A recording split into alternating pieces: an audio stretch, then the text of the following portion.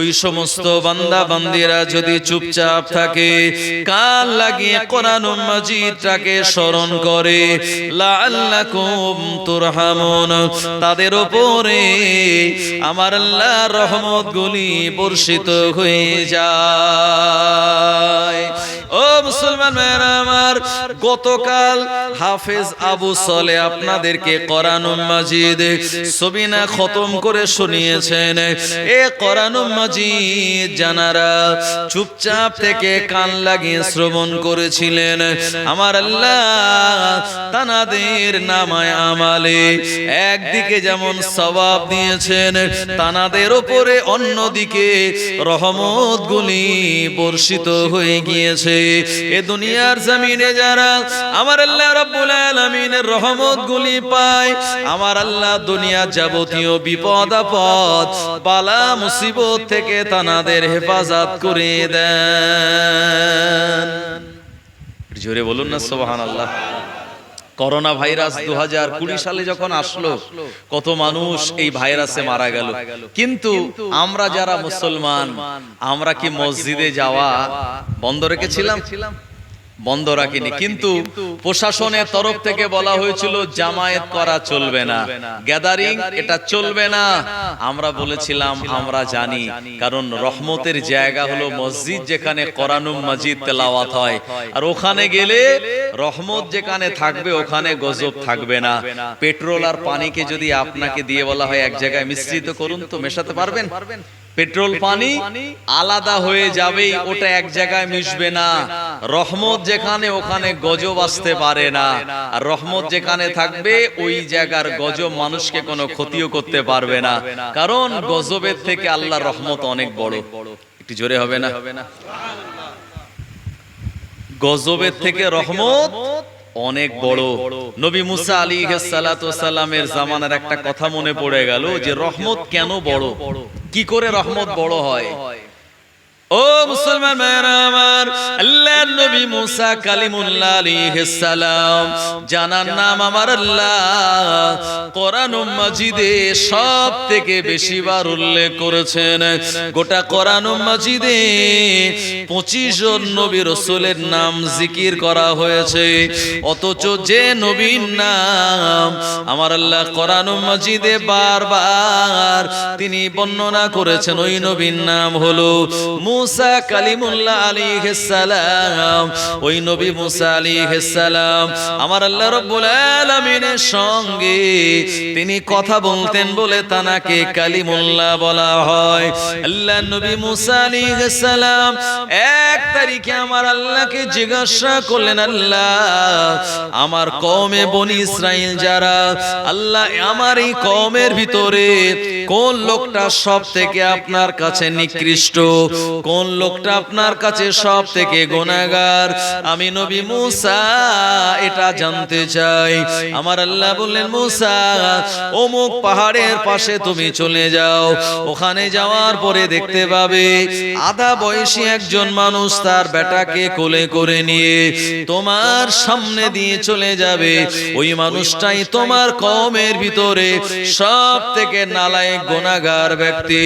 আল্লাহর নবী মুসা আলাইহিস সালাম ওই মানুষটাকে দেখার জন্য ওই পাহাড়ের পাশে গিয়ে তিনি দাঁড়িয়ে যান। খানিকক্ষণ পরে দেখতে পেলেন অপরিচিত আজনবী একজন মানুষ নবী মুসা আলাইহিস সালামের পাশ দিয়ে তার ছেলেটাকে কোলে করে নিয়ে চলে যায়। নবী মুসা আলাইহিস সালাম ওই মানুষটার সঙ্গে কোনো কথা বললেন না। কথা না বলার কারণ হলো গুনাহগার বলে কোনো কথা ওই মানুষটার সঙ্গে তিনি বললেন না। আমরা অনেকে আছি এরকম, যে লোকটা মদ খেয়ে গালাগালি করে, যে লোকটা সমাজে জেনা করে, যে মানুষটা সমাজে অন্যায় কাজ করে, যে মানুষটা সমাজে সুদ খায়, সুদের ধার দেয়, এরকম মানুষের সঙ্গে আমরা অনেকেই কথা বলি না। কথা ঠিক কি না? যারা শরীয়ত মেনে চলে আমরা তাদের সঙ্গে কথা বলি না। কেন বলি না? কারণ সে যে ঘৃণিত কাজের সঙ্গে যুক্ত, তার ওই কাজটাকে ঘৃণা করে আমরা তার থেকে অনেকে এড়িয়ে থাকি। কথা ঠিক কিনা? এটা হলো ঈমানি পরিচয়। একজন ঈমানদার সে একজন পাক্কা মদখোর কিংবা জেনাখোর গুনাহগারের সঙ্গে বন্ধুত্ব করতে পারে না জানার পরে। নবী মুসা আলাইহিস সালাম দেখলেন লোকটা তো গুনাহগার, তার সঙ্গে বেশি কথা বলার দরকার নেই, কোনো কথাই বললেন না। নবী মুসা আলাইহিস সালামের সামনে দিয়ে লোকটা আস্তে আস্তে চলে গেল। ও মুসলমান ভাইরা আমার, আল্লাহর নবী মুসা আলাইহিস সালাম খানিকক্ষণ পরে আমার আল্লাহকে আবার বললেন, আল্লাহ আমার কওমে বনি ইসরাইলের ভিতরে, আমার কওমে বনি ইসরাইলের ভিতরে আপনি সবথেকে গুনাহগার লোকটাকে আপনি আমাকে দেখিয়ে দিলেন। ও রব্বুল আলামিন, আল্লাহ আমার কওমে বনি ইসরাইলের ভিতরে যে লোকটা সবথেকে বেশি আপনাকে স্মরণ করে, যে মানুষটা আপনার জিকির করে, যে মানুষটা আপনাকে মহব্বত করে, যার নামায় আমালে অনেক অনেক গুণে বেশি সওয়াব রয়েছে, ওই মানুষটার সঙ্গে আমার কি দেখা হবে? আমার আল্লাহ বলেন, মুসা ও জায়গায় তুমি দাঁড়িয়ে যাও, দেখতে পাবে আরেকজন মানুষ তোমার সামনে দিয়ে চলে যায়, ওই মানুষটা তোমার কওমে বনি ইসরাইলে সবথেকে নেককার নেকিওয়ালা মানুষ। নবী মুসা আলাইহিস সালাম দাঁড়িয়ে আছে, দেখছে ওই একই লোক আবার তার সামনে দিয়ে চলে যাচ্ছে। মুসা আলাইহিস সালাম অবাক হয়ে বলেন, আল্লাহ যে লোকটা গুনাহগার হতে পারে আধা ঘন্টা আগে, আধ ঘন্টা পরে সেই লোকটা সবথেকে ভালো হতে পারে কি করে? আল্লাহ আমার জানতে ইচ্ছা হয়। কিন্তু নবী মুসা আলাইহিস সালাম ওই লোকটাকে জিজ্ঞেস করেনি। কেন? নবী মুসা আলাইহিস সালাম খুব লাজুক প্রকৃতির মানুষ ছিলেন। একদিকে যেমন তানার মেজাজ ছিল জালালি, অপর দিকে তানার ভিতরে লজ্জাশীলতা ছিল। নবী বলেছেন, আল হায়াউ শুবাতুম মিনাল ঈমান, লজ্জা হায়া হলো ঈমানের একটি অংশ। যার ভিতরে লজ্জা যত বেশি তার ভিতরে ঈমান তত বেশি, যার হায়া লজ্জা যত কম তার ভিতরে ঈমানও তত কম। নবী মুসা আলাইহিস সালাম জীবনে কোনোদিন খালি গায়ে বাইরে বার হতেন না। আমরা অনেক সময় গরমের দিনে রাস্তায় বেরিয়ে পড়ি না কি, ইলেকট্রিক যদি চলে যায় আমরা ঘর থেকে বেরিয়ে বাচ্চাদের নিয়ে আমরা হাওয়া খাই কিংবা ঘুরে বেড়াই। অনেকে পুরুষেরা আমরা সারাদিন দিনের বেলা খালি গায়ে থাকি, আমরা কোনো গেঞ্জি গামছা এগুলো পরি না। এগুলো কিন্তু একটা বেয়াদবি, এগুলো বেয়াদবি। কেন বেয়াদবি? আল্লাহর নবী জানারা হন তানারা এরকম বেয়াদবি অবস্থায় খালি গায়ে কিংবা এরকম খালি শরীরে বার হতেন না। ছেলেদের কথা বলছি, মেয়েদের নয়। তো নবী মুসা আলাইহিস সালাম জীবনে কোনোদিন খালি গায়ে হতেন না বলে কওমে বনি ইসরাইলরা তারা নিজেরা যুক্তি করে বলছে, নবী মুসার গায়ে না সব সাদা সাদা দাগ, শ্বেতি দাগ।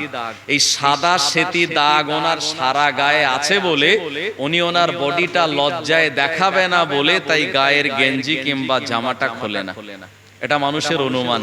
আচ্ছা বলুন, অনুমান করে যে কথাটা বলা হয় এই কথাটা ভালো হয় না খারাপ হয়? এই কথাটা বেশিরভাগ সময় খারাপ হয়, ভালো কম হয়।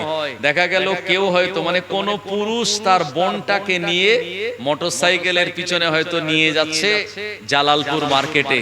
এখন যে তার বোনটাকে চেনে না, এ হয়তো মনে মনে কিংবা অনেকে মনে মনে বলে, বন্ধুদের সঙ্গে বলে, দেখ এই ছেলেটা সে তার বউটাকে নিয়ে যাচ্ছে, আদে হয়তো নিয়ে যাচ্ছে তার বোনটাকে, কিংবা হয়তো তার নিজের পরিবারের কোনো মায়ের সমতুল্য মা কিংবা চাচিকে নিয়ে যাচ্ছে। আর এরকম যদি ধারণা করে কোনো যুবক কথা বলে, গোনা হবে কি হবে না? এরকম কথা বলে কি বলে না? অনেকেই বলে। ভাই আমার, তো এই ধারণা করে কথা বলাটাও আমার আল্লাহ কোরআনুল মাজিদে নিষেধ করে বললেন, ইন্না বাদা জন্নি ইসমুন, ধারণা করে কথা বলাটা তোমাদের কাছে গোনার কারণ হয়ে যায়। এইজন্য ধারণা করে কথা না বলে অথেন্টিক রেফারেন্স থাকলে তারপরে কথা বলাটা ঈমানদারের পরিচয়। মুসলমান ভাইরা আমার, ও নবীর উম্মতেরা, আল্লাহ নবী মুসা আলাইহিস সালাম তানার উপরে যখন এই রকম তারা অপবাদ দিয়ে বলল, নবী মুসার গায়ে সাদা সাদা শ্বেতি দাগ রয়েছে, এজন্য গায়ের গেঞ্জিটা জুব্বাটা তিনি খোলেন না, সব সময়তে তিনি পরে থাকেন। ও মায়েরা বোনেরা, আল্লাহ নবী মুসা আলাইহিস সালাম এক তারিখে একটা পাথরের আড়ালে একটা জলাশয় রয়েছে, যে জায়গাতে তিনি ঝর্ণার পানিতে, জমা হওয়া পানিতে গোসল করার জন্য তিনি নেমে গিয়েছেন। আর গোসলের ভিতরে 3টি ফরজ রয়েছে, এই ফরজগুলি তিনি আদায় করে গোসল যখন করতেছেন, কেবলমাত্র তানার নাভির ওপর থেকে হাঁটু পর্যন্ত একটা কাপড়ে ঢাকা, গোটা বডিটা তানার খালি। এ সময় তিনি গোসল করার আগে তানার গায়ের গেঞ্জি এবং জুব্বা মোবারক এটা একটা পাথরের ওপরে তিনি রেখে দিয়েছিলেন। যখন তিনি গোসল করে উঠতেছেন, যে পাথরের ওপরে ওই জুব্বাটা রাখা ছিল, ওই পাথরটা একা একা চলা শুরু করে দিয়েছে। জোরে বলুন। পাথর, যে পাথরের ওপরে মুসা নবীর জুব্বাটা ছিল, পাথর একা একা গড়িয়ে চলে যাচ্ছে। আচ্ছা, পাথরের জান আছে না নাই? আছে। পাথর অনেক গজায়, পাথরের ওপর থেকে পানি পড়ে কি পড়ে না? পাহাড়ের ওপর থেকে ঝর্ণা। তো পাহাড় যদি মারা যায় তো ঝর্ণা নামবে না, আর পাহাড় যদি জিন্দা থাকে তো ঝর্ণা নামবে। নৈনিতাল পাহাড়ে আপনারা গিয়েছেন অনেকে, জি, আরো তারাগড় পাহাড়ে অনেকে গিয়েছেন আপনারা। অনেক বড় বড় যে পাহাড়গুলি রয়েছে, যে পাহাড় জিন্দা, তো এই পাহাড় পাথর চলছে আর মুসা নবীর জামাটা ওই পাথরের ওপরই রয়েছে। এভাবে গাড়ির মতো চলে যাচ্ছে, কোনো চাকা নেই, কোনো ইঞ্জিন নেই, অথচ চলে যাচ্ছে। ও মুসলমান ভাইরা আমার, আল্লাহর নবী মুসা আলাইহিস সালাম ওই পাথরটাকে বললেন, পাথর তুমি দাঁড়াও, কেন তুমি আমার পাঞ্জাবি জুব্বা নিয়ে চলে যাও? দাঁড়াও দাঁড়াও, আমি গোসল করার জন্য গায়ের জুব্বাটা আমি খুলেছি, তুমি যদি এইভাবে নিয়ে চলে যাও, কওমে বনি ইসরাইলের সামনে আমার বডিটা দেখা যাবে, আমি লজ্জিত হয়ে যাব। এ পাথর তুমি দাঁড়াও। কিন্তু না না না, পাথর দাঁড়ায় না। নবী মুসা আলাইহিস সালাম লুঙ্গি পরে ওই পাথরের পিছন পিছন তিনি ছুটতেছেন। বাবা, এমন করে কওমে বনি ইসরাইলেরা, যে জায়গায় তাদের একটা মার্কেট ছিল, বাজার ছিল, অনেক কওমে বনি ইসরাইলেরা যে জায়গায় তারা একত্রিত হয়ে দাঁড়িয়েছিল, ওই কওমে বনি ইসরাইলদের কাছে যাওয়ার পরে নবী মুসা আলাইহিস সালামের জুব্বাটা নিয়ে পাথর ওই জায়গাতে দাঁড়িয়ে যায়। নবী মুসা আলাইহিস সালামের শরীরে খালি লুঙ্গি, গোটা বডিটা খালি তানার, আর পাথরের ওপরে জামা। কওমে বনি ইসরাইল তারা দেখছে, আরে নবী মুসা আলাইহিস সালাম আমাদের সামনে চলে এসেছে খালি গায়ে, এর আগে তো কোনোদিন খালি গায়ে আসেনি। তাদের কি একটা ধারণা ছিল, আমি আপনাদের বলেছি ধারণাটা কি, যে নবী মুসার সারা গায়ে শ্বেতি আর সাদা দাগ। আলোচনা বুঝতে পারছেন আপনারা?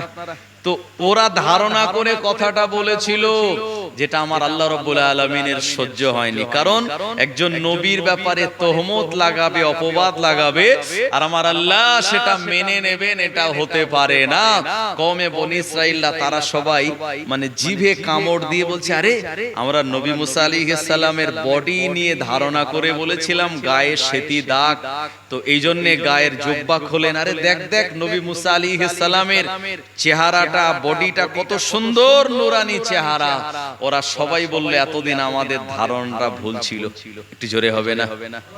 মুসলমান ভাইরা আমার, ও জওয়ানেরা, যুবকেরা, শুধু তাই নয়, মুসা আলাইহিস সালাম ওই পাথরের উপর থেকে পাঞ্জাবিটা নিয়ে তিনি পরা আরম্ভ করলেন।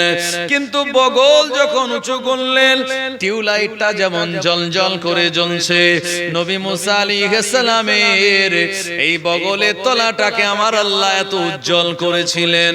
তিনি যখন হাত বগলের তলা দিয়ে একবার বার করতেন, নবী মুসা আলাইহিস সালামের হাত দুটি টিউবলাইটের থেকে আর উজ্জ্বল করে জলজল করে জ্বলতো।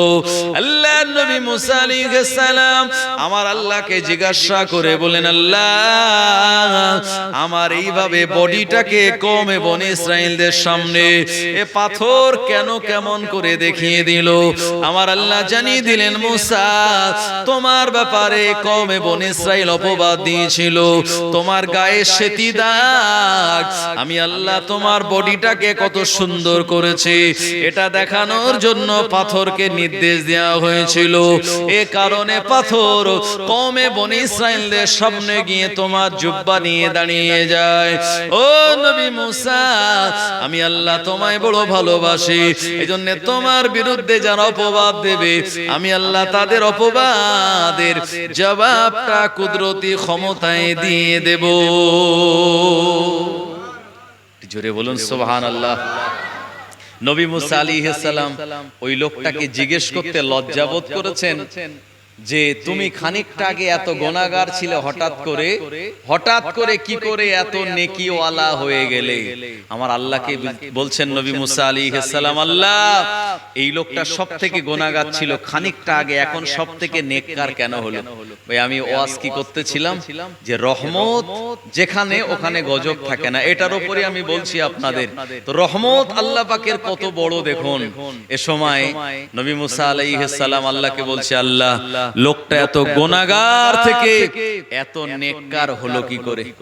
আমার আল্লাহ বললেন, মুসা ওই লোকটার কোলে যে বাচ্চাটা ছিল, ওই বাচ্চাটা তার আব্বাকে জিজ্ঞাসা করে বলেছিল, আব্বা ও আমার আব্বা জান, আমরা যে মরুভূমির উপর দিয়ে চলে যাই এই মরুভূমির থেকে আরো বড় কিছু আছে নাকি?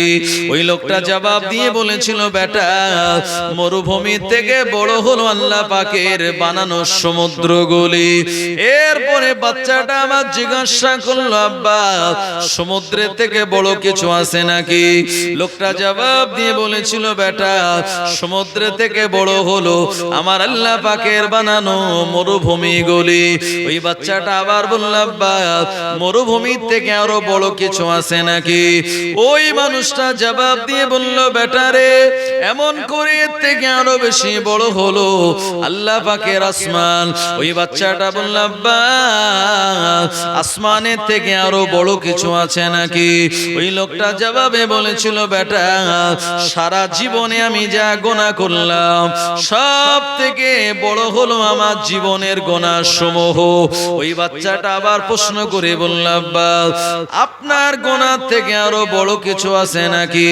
লোকটা জবাব দিয়ে বলেছিল, বেটা আমার জীবনের গুনাহ থেকে আরো বেশি বড় হলো আমার আল্লাহ পাকের রহমত, আমার আল্লাহ পাকের দয়া।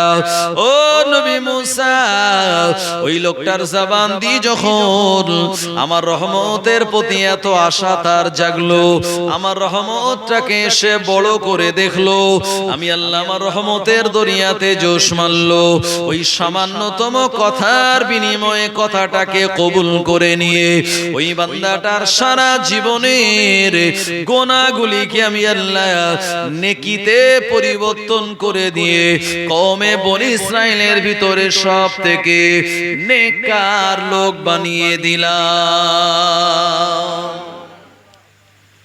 আমরা ইমাম সাহেবের পিছনে যখন মোনাজাত করি, ইমাম সাহেব একটা কথা বলে, কি বলে জানেন? লা তাখনাতু মির রাহমাতিল্লাহ। শুনেছেন কথাটা? লা তাখনাতু মির রাহমাতিল্লাহ, ইন্নাল্লাহা ইয়াগফিরুয যুনুবা জামিয়া ইন্নাহু হুয়াল গফুরুর রহিম। মোনাজাতে বলা হয় কি হয় না? এটার মানে হলো লা তাখনাতু মির রাহমাতিল্লাহ, আল্লাহ বলছেন আমার রহমত থেকে তোমরা নিরাশ হয়ো না। আপনি গুনাহ করতে করতে যখন হাঁপিয়ে যাবেন, অপরাধ করতে করতে যখন হাঁপিয়ে যাবেন, আমার আল্লাহ বলবেন আমার রহমতের দরবার খোলা, আমার রহমতের আশা কর, আমি আল্লাহ জীবনের সব গুনাহগুলিকে ক্ষমা করে দেব। এজন্য শয়তান কিন্তু আমাদের সদা সর্বদা দাগা দেয়, ধোঁকা দেয় যে দুনিয়ার জমিনে যা গুনাহ করেছো তোমার জাহান্নামে যাওয়া ছাড়া উপায় আর নেই। অনেকে বলে, যখন তাকে বলা হয় ভাই একটু নামাজ পড়ো, রোজা রাখো, ভালো কাজ করো, তখন বলে আমি আর কি ভালো কাজ করব, সারা জীবন যা গুনাহ করেছি আমি তো জাহান্নামে যাবই যাব, এজন্য মরার আগে যে কদিন বেঁচে আছে একটু গুনার কাজ বেশি বেশি করি। অনেকে বলে কি বলে না? তার মানে বুঝতে হবে শয়তান তার ব্রেনটাকে ওয়াশ করে দিয়েছে, এজন্য সে ভালো কাজের দিকে আর আসতে চাচ্ছে না। মুসলমান ভাইরা আমার, ও জওয়ানেরা, যুবকেরা, আমার আল্লাহ রাব্বুল আলামিন কোরআনুল মাজিদে জানিয়ে দিলেন এমন করে, ইন্নাস সালাতা তানহা আনিল ফাহশাই ওয়াল মুনকার। দুনিয়ার জমিনে নামাজ, যে নামাজের সামনে আপনি যদি চলে যান, যে নামাজটাকে আপনি যদি মহব্বত করে আপনার জীবনে অ্যাপ্লাই করেন, আমার আল্লাহ আপনার বড় বড় অন্যায় কাজগুলি থেকে হেফাজত করে দেবেন। এই দুনিয়ার জমিনে অনেকে আছে যারা নামাজ পড়ে, অথচ নামাজ পড়ার সাথে সাথে অন্যায় কাজগুলো করে। তাহলে বুঝতে হবে, নামাজ পড়ার পরে যখন তার কাছ থেকে অন্যায় কাজগুলি বিদায় নেয় নাই, তার মানে লোক দেখানো নামাজ সে আদায় করে, ওই নামাজ তার আল্লাহকে রাজি করানোর জন্য হয় না। নামাজি দুই রকম। নামাজ পড়ার পরে আল্লাহ বলছেন, নামাজ যারা পড়বে অন্যায় আর গোনার কাজ থেকে সে হেফাজত হবেই। আল্লাহ যখন সার্টিফিকেট দিয়েছেন, এটা কার্যকরী হবে কি হবে না? 100% হবে। কিন্তু নামাজ পড়ার পরেও যদি গোনার কাজ থেকে যায়, তাহলে বুঝতে হবে সেই নামাজটা আল্লাহকে রাজি আর খুশি করানোর জন্য হয় না, কিংবা তার সেই নামাজের মধ্যে আল্লাহর নবী সাল্লাল্লাহু আলাইহি ওয়াসাল্লামের প্রতি যে মহব্বত থাকা দরকার ছিল, সেই মহব্বতটা নাই। মুসলমান ভাইরা আমার, ও নবীর উম্মতেরা, হযরত আলী রাদিয়াল্লাহু আনহু এমন করে রাতের বেলা তিনি স্বপ্ন দেখেছিলেন। জানা স্বপ্নের কথাটা বুখারী শরীফের ভিতরে তানার মুসান্নিফ আবু আব্দুল্লাহ মুহাম্মদ ইবনে ইসমাইল বুখারী বর্ণনা করলেন। হযরত আলী রাদিয়াল্লাহু আনহু রাতের বেলা তিনি স্বপ্ন দেখছেন, আল্লাহর নবীর পিছনে ফজরের নামাজ তিনি আদায় করছেন। ফজরের নামাজ আল্লাহর নবী সালাম ফিরিয়ে শেষ করলেন। এরপরে মদিনার মসজিদে নববী শরীফে একজন বুড়ি মহিলা এক ঝুড়ি পাকা খেজুর নিয়ে আল্লাহর নবীর দরবারে হাজির হয়ে গেল। আল্লাহর নবীকে মহিলাটা বলতেছিলেন, ইয়া রাসূলুল্লাহ, হাবিবাল্লাহ, হুজুর আমার নতুন খেজুর বাগানে খেজুর হয়েছে হুজুর, এ কারণে নতুন খেজুর বাগানের খেজুরগুলি আমি আপনার কাছে তোফা হিসাবে দিয়ে দিলাম। আপনার সাহাবে কেরামদের মাঝে এই খেজুরটাকে আপনি দান করে দিন। নতুন গাছের ডাব হলে, নতুন গাছে কিছু ফল হলে আমরা ফকির মিসকিনকে কিংবা মসজিদে দিই কি দিই না? জি, আমরা দিই অনেকে। তবে দেওয়াটা খারাপ নয়, এটা ভালো কাজ। নবী মুহাম্মদ সাল্লাল্লাহু আলাইহি ওয়াসাল্লামের প্রাণ প্রিয় সাহাবী হযরত আলী বলছেন, আমি স্বপ্নে দেখছি আল্লাহর নবী অন্যান্য সাহাবে কেরামদের কারোবা দিয়েছেন 5টা খেজুর, কারোবা দিয়েছেন 6টা খেজুর, কারোবা দিয়েছেন 7টা, কারোবা দিয়েছেন 8টা খেজুর। এরপরে নবী পাক সাল্লাল্লাহু আলাইহি ওয়াসাল্লাম বলেন, আলী তুমি এসেছো, এ নাও তুমি আমার তরফ থেকে 1টা খেজুর নাও। হযরত আলীকে কটা দিলেন? 1টা দিলেন। কিন্তু সেই আলীকেই আল্লাহর নবী আরো বেশি ভালোবাসেন। ভাই একটু দরুদ শরীফ পড়েন তো, এই মাইকটা একটু ঠিক করে নেই। দরুদ শরীফ, আল্লাহুম্মা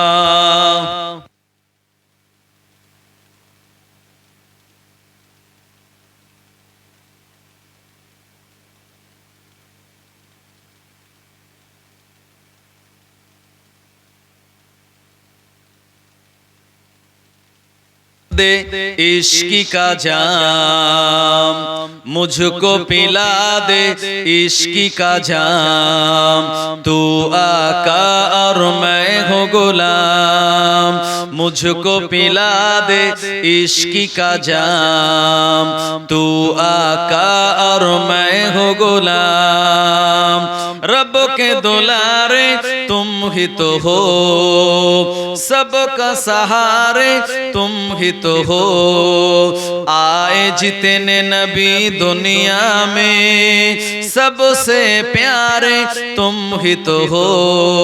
आए जितने नबी दुनिया में सबसे प्यारे तुम ही तो हो। भेजे खुदा ने तुझको सलाम, तू आका और मैं हो गुलाम। मुझको पिला दे इश्की का जाम, तू आका और मैं हो गुलाम। डूबा सूरज आपस पलटे और शजर आ जाए चल के, तुम जो चाहो ओ हो जाए।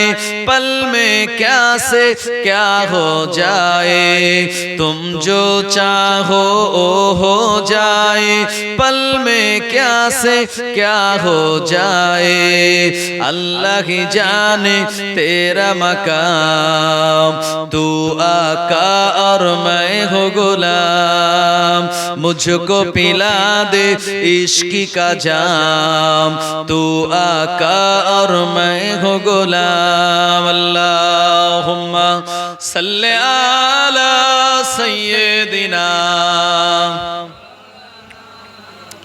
व अला आलि सय्यिदिना। ओ मुसलमान मेरा আমার হযরতে আলী রাদিয়াল্লাহু আনহু কে আল্লাহর নবী একটা খেজুর দিলেন স্বপ্নের ভিতরে।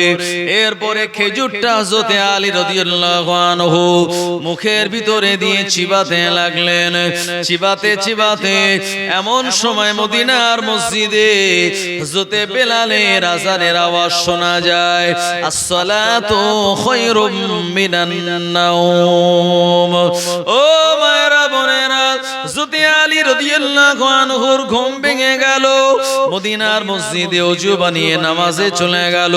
ফজরের নামাজে যাওয়ার পরে দেখলেন মদিনার মসজিদে মেহরাবের জায়গায়, ইমামতির জায়গায় যিনি দাঁড়িয়ে রয়েছেন উনি আর অন্য কেউ নয়, আমিরুল মুমিনিন উমর ফারুক রাদিয়াল্লাহু আনহু।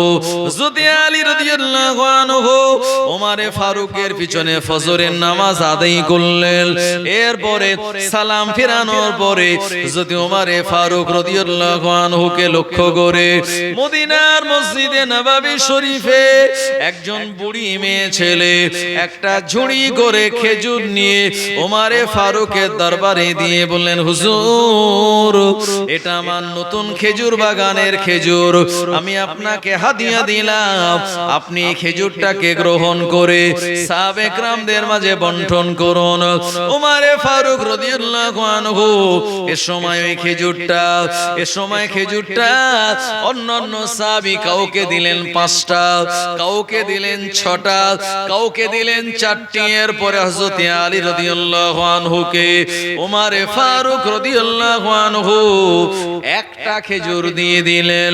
হযরত আলী একটা খেজুর পাওয়ার পরে বললেন, ও আমিরুল মুমিনিন, ওই ঝুড়ির ভিতরে তো অনেকগুলো খেজুর রয়েছে, আমার পরিবারে আমার বিবি ফাতেমা রয়েছে, হাসান হোসাইন রয়েছে, খেজুর যদি তুমি বেশি দাও আমার পরিবারকে আমি খাওয়াতে পারবো, কিন্তু একটাই মাত্র খেজুর আমায় কেন দেয়া হলো? ওমর ফারুক রাদিয়াল্লাহু আনহু বললেন, আলী, আল্লাহর নবী যদি তোমায় একের অধিক খেজুর দিতেন তাহলে আমি ওমর তোমাকেও বেশি দিতাম। কি বলেছি বুঝতে পেরেছেন?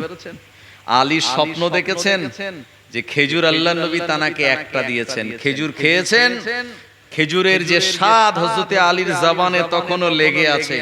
ঘরটা বিশ্বনবীর এই সুগন্ধিতে ভরপুর। এমত অবস্থায় ফজরের নামাজে গিয়েছেন। ওমর ফারুক কিন্তু আলীর স্বপ্নের ব্যাপারে শোনেননি, হযরতে আলী বলেননি। এরপরে হযরত ওমর ফারুক বলছেন, আল্লাহর নবী যদি তোমাকে দুটো দিতেন আমিও দুটো দিতাম, আল্লাহর নবী যদি একটা দিয়েছেন তাই আমি তোমাকে একটাই দিলাম। এটা কি? এটা হলো বেলায়েত, এটা হলো ইলমে তাসাউফের জ্ঞান। এটা হলো এমন একটি জ্ঞান যে জ্ঞান আমার আল্লাহ রাব্বুল আলামিনের পক্ষ থেকে আসে, যেটাকে ইলমে লাদুন্নি বলা হয়। একটু জোরে হবে না সুবহানাল্লাহ?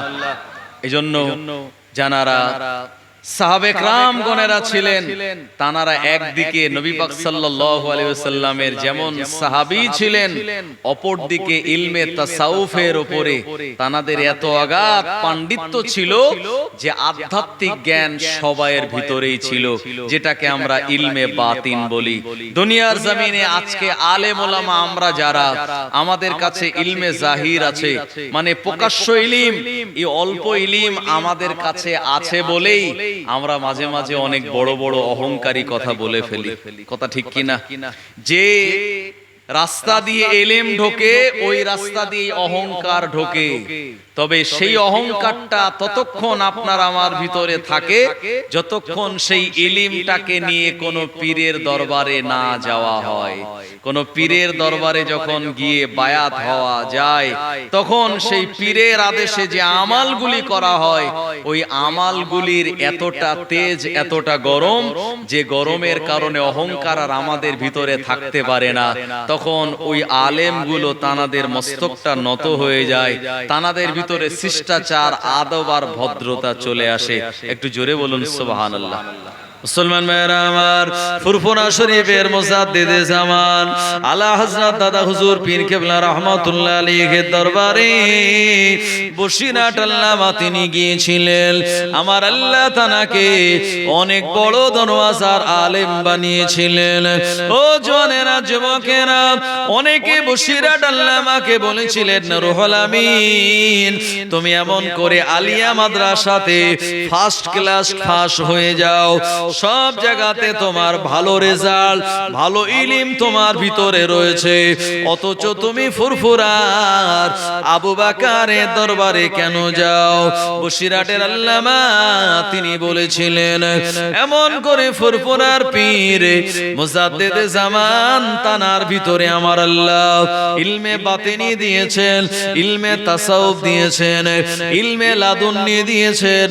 আমি রুহুল আমিন যদি তানার সঙ্গে স্পর্শে না যায়, তানার থেকে যদি দূরে থাকি, আমার ভিতরে ইলমে বাতিন যাবে না, আমার ভিতরে আদব শিষ্টাচার আসবে না। এজন্য আমার ইলমের যত অহংকার, এগুলিকে মিটিয়ে দেওয়ার জন্য আমি আবু বকরের দরবারে গিয়ে বায়াত হয়েছি। জোরে বলুন সুবহানাল্লাহ। খাজা গরিবে নওয়াজ আমার আল্লাহ তানাকে কম ইলম দিয়েছিলেন নাকি? জানার আব্বার নাম ছিল গিয়াসউদ্দিন সঞ্জারি রাহমাতুল্লাহ আলাইহি। খাজা গরিবে নওয়াজ ছোটবেলায় তানার আব্বা ইন্তেকাল করলেন। আব্বা রেখে যাওয়া একটা খেজুর বাগানের তিনি দেখভাল করতেন, খেজুর বাগানের। আর ওই রাস্তা দিয়ে আল্লাহর একজন ওলি বান্দা, জানার নাম হলো ইব্রাহিম কুন্দুজি রাহমাতুল্লাহ আলাইহি, রাস্তা দিয়ে যেতে যেতে খেজুর বাগানের পাশে দাঁড়িয়ে গেলেন। দেখলেন খাজা গরিবে নওয়াজ বাচ্চা বয়সে তিনি খেজুর গাছের গোড়ায় পানি দিচ্ছেন।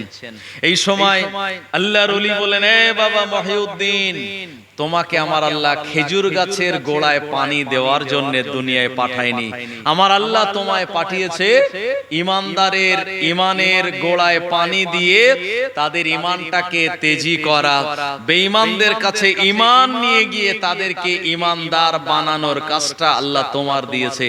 তাই তুমি খেজুর গাছের পানি গোড়ায় দিও না, চলো তুমি আমার সঙ্গে। আল্লাহর ওলি খাজা গরিবে নওয়াজ এই সময় তিনি কয়েকটা খেজুর নিয়ে পীর সাহেব হুজুরকে দিলেন, হুজুর আপনি এই খেজুরগুলি আমার তরফ থেকে ভক্ষণ করুন। আল্লাহর ওলি ইব্রাহিম কুন্দুজি রাহমাতুল্লাহ আলাইহি এই হাদিয়া, এই নজরানার খেজুরটা তিনি নেওয়ার পরে এই খেজুরটা তিনি খেয়ে হুজুরের জন্য দোয়া করে বললেন, বাবা তুমি আমার সঙ্গে চলো, আমি তোমাকে ইলমে তাসাউফের সন্ধান দেব। ও মুসলমান ভাইরা, আমার, খাজা গরিবে নামাজ একটা সময় আল্লাহর ওই নেক বান্দার কথা শুনে উসমান হারুনি রহমাতুল্লাহ আলাইহির দরবারে গিয়েছিলেন। ওখানে গিয়ে বায়াত হয়ে নিজেকে বিক্রি করে দিয়ে উসমান হারুনি যেভাবে সবকগুলি আমাল করার জন্য তানায় বলেছিলেন, যে সবকগুলি তিনি দিয়েছিলেন, ওই সবক আমাল করার কারণে আমার আল্লাহ তানার ইলমটাকে বাড়িয়ে দিয়ে এমন করে হিন্দুস্তানের জমিনের জন্য তানাকে বাদশা করে পাঠিয়েছিলেন। জোরে বলুন সুবহানাল্লাহ। ও মুসলমান ভাইরা আমার, এ দুনিয়ার জমিনে আপনার আমার ভিতরে ইলম আছে অনেকেরই, তবে ইলমগুলিকে সঠিক জায়গায় অনেকে কাজে লাগাতে পারে, আবার সঠিক জায়গায় অনেকে কাজে না লাগানোর জন্য এ দুনিয়ার জমিনে তারা একটা সময় পথভ্রষ্টতা অবলম্বন করে ফেলে। না না না, দুনিয়ার জমিনে আপনার আমার ইলম থাকার পরে ওই ইলমটাকে যদি আমরা সঠিক জায়গায় কাজে লাগাতে পারি, আমার আল্লাহ ওই ইলমের তারাক্কি দান করে দেন, ওই ইলমের বরকত দান করে দেন। এজন্য দুনিয়ার জমিনে যারা পীরের দরবারে যাতায়াত করেন, তবে পীর হতে হবে হাক্কানি, পীর হতে হবে শরীয়ত সমর্থিত। এই পীর গণেদের দরবারে যারা যাতায়াত করেন, আমার আল্লাহ তানাদের ইলমগুলিকে অনেক বেশি বাড়িয়ে দেন এবং ওই ইলমগুলি তানাদের জীবনে উপকারে চলে আসে।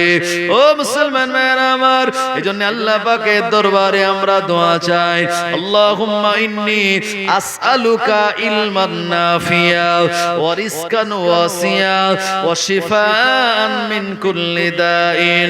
ও রব্বুল আলামিন, আল্লাহ আপনি আমায় উপকারী ইলম দান করুন, আল্লাহ আপনি আমায় রিজেকে প্রশস্ততা দান করুন। দুনিয়ার জমিনে শয়তানের মতো বড় আলিম কেউ নয়, শয়তানকে আমার আল্লাহ বড় ইলম দিয়েছিল, কিন্তু না না না, ইলম থাকার জন্য তার ভিতর বিরাট পরিমাণে অহংকার জন্মেছিল। ওই অহংকার হওয়ার কারণে ইলম তাকে বাঁচাতে পারে নাই।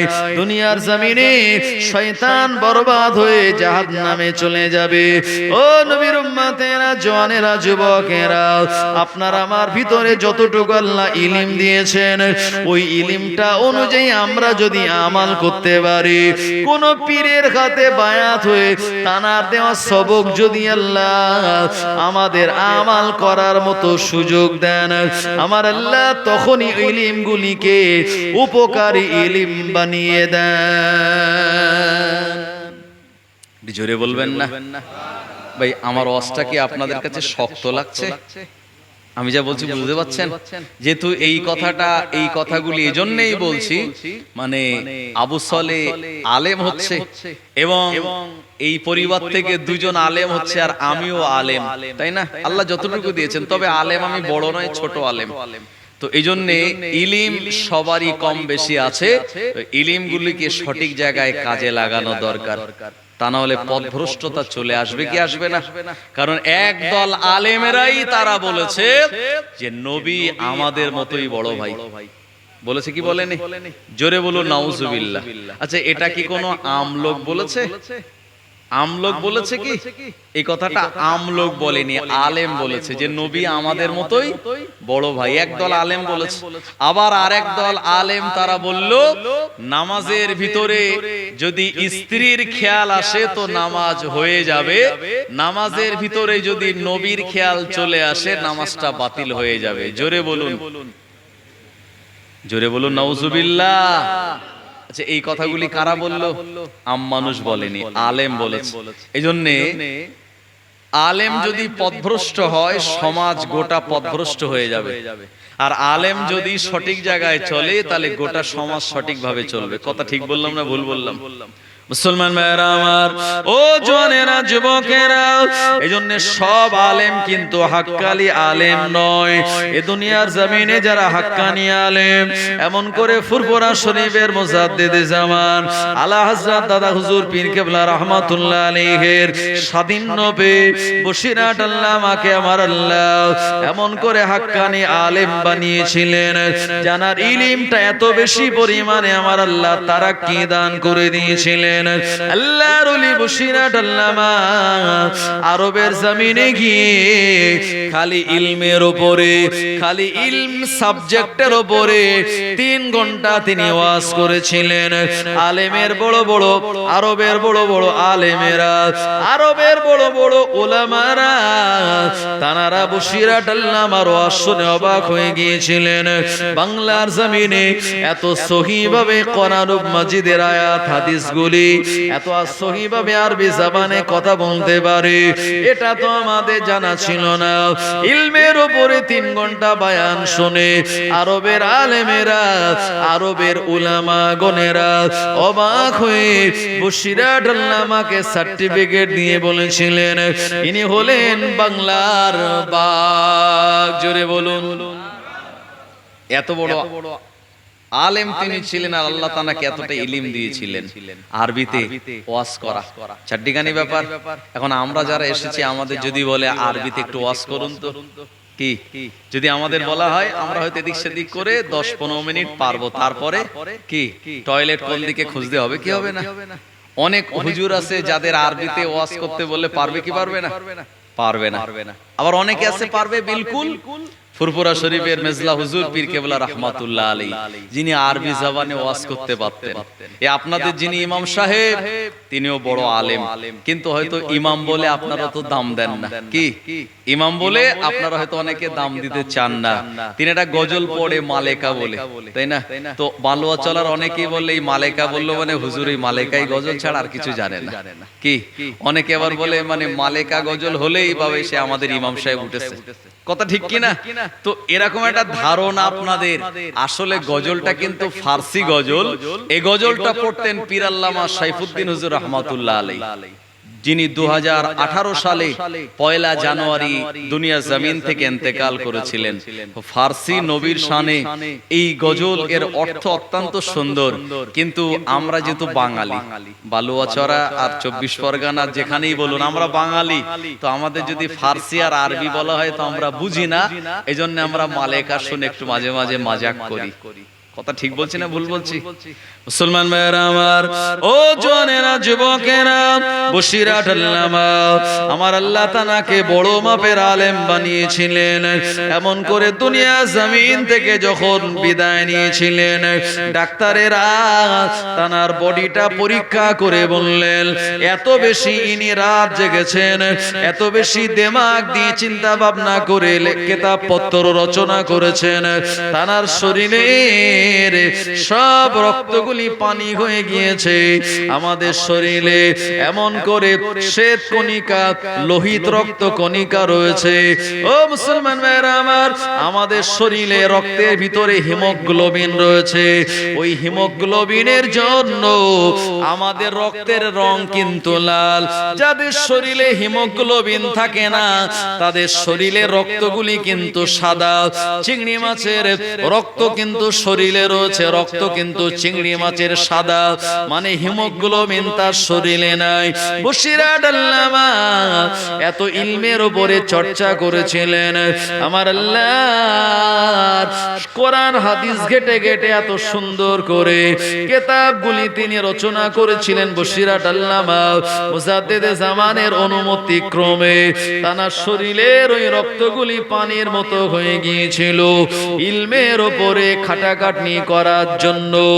ও জওয়ানেরা, যুবকেরা, বাংলার মুসলমানদের ঈমান বাঁচানোর জন্য মুজাদ্দিদে জামান বসিরহাট আল্লামাকে ফতোয়ার কিতাবগুলি, বাহাসের কিতাবগুলি, এমন করে কালেমা আপনার রাদ্দে কুফর কিতাবগুলি লেখার জন্য বলেছিলেন। হুজুরের অনুমতি ক্রমে কিতাবগুলি লেখার পরে বাংলার মানুষের ঈমানটাকে তিনি সঠিক জায়গায় পৌঁছাতে পৌঁছাতে পেরেছিলেন।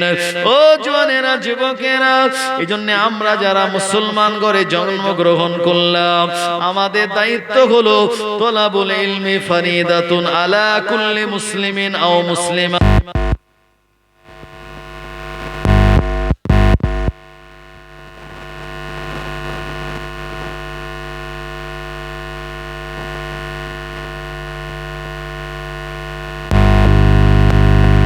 এগুলি আমাদের জানা একান্ত অপরিহার্য।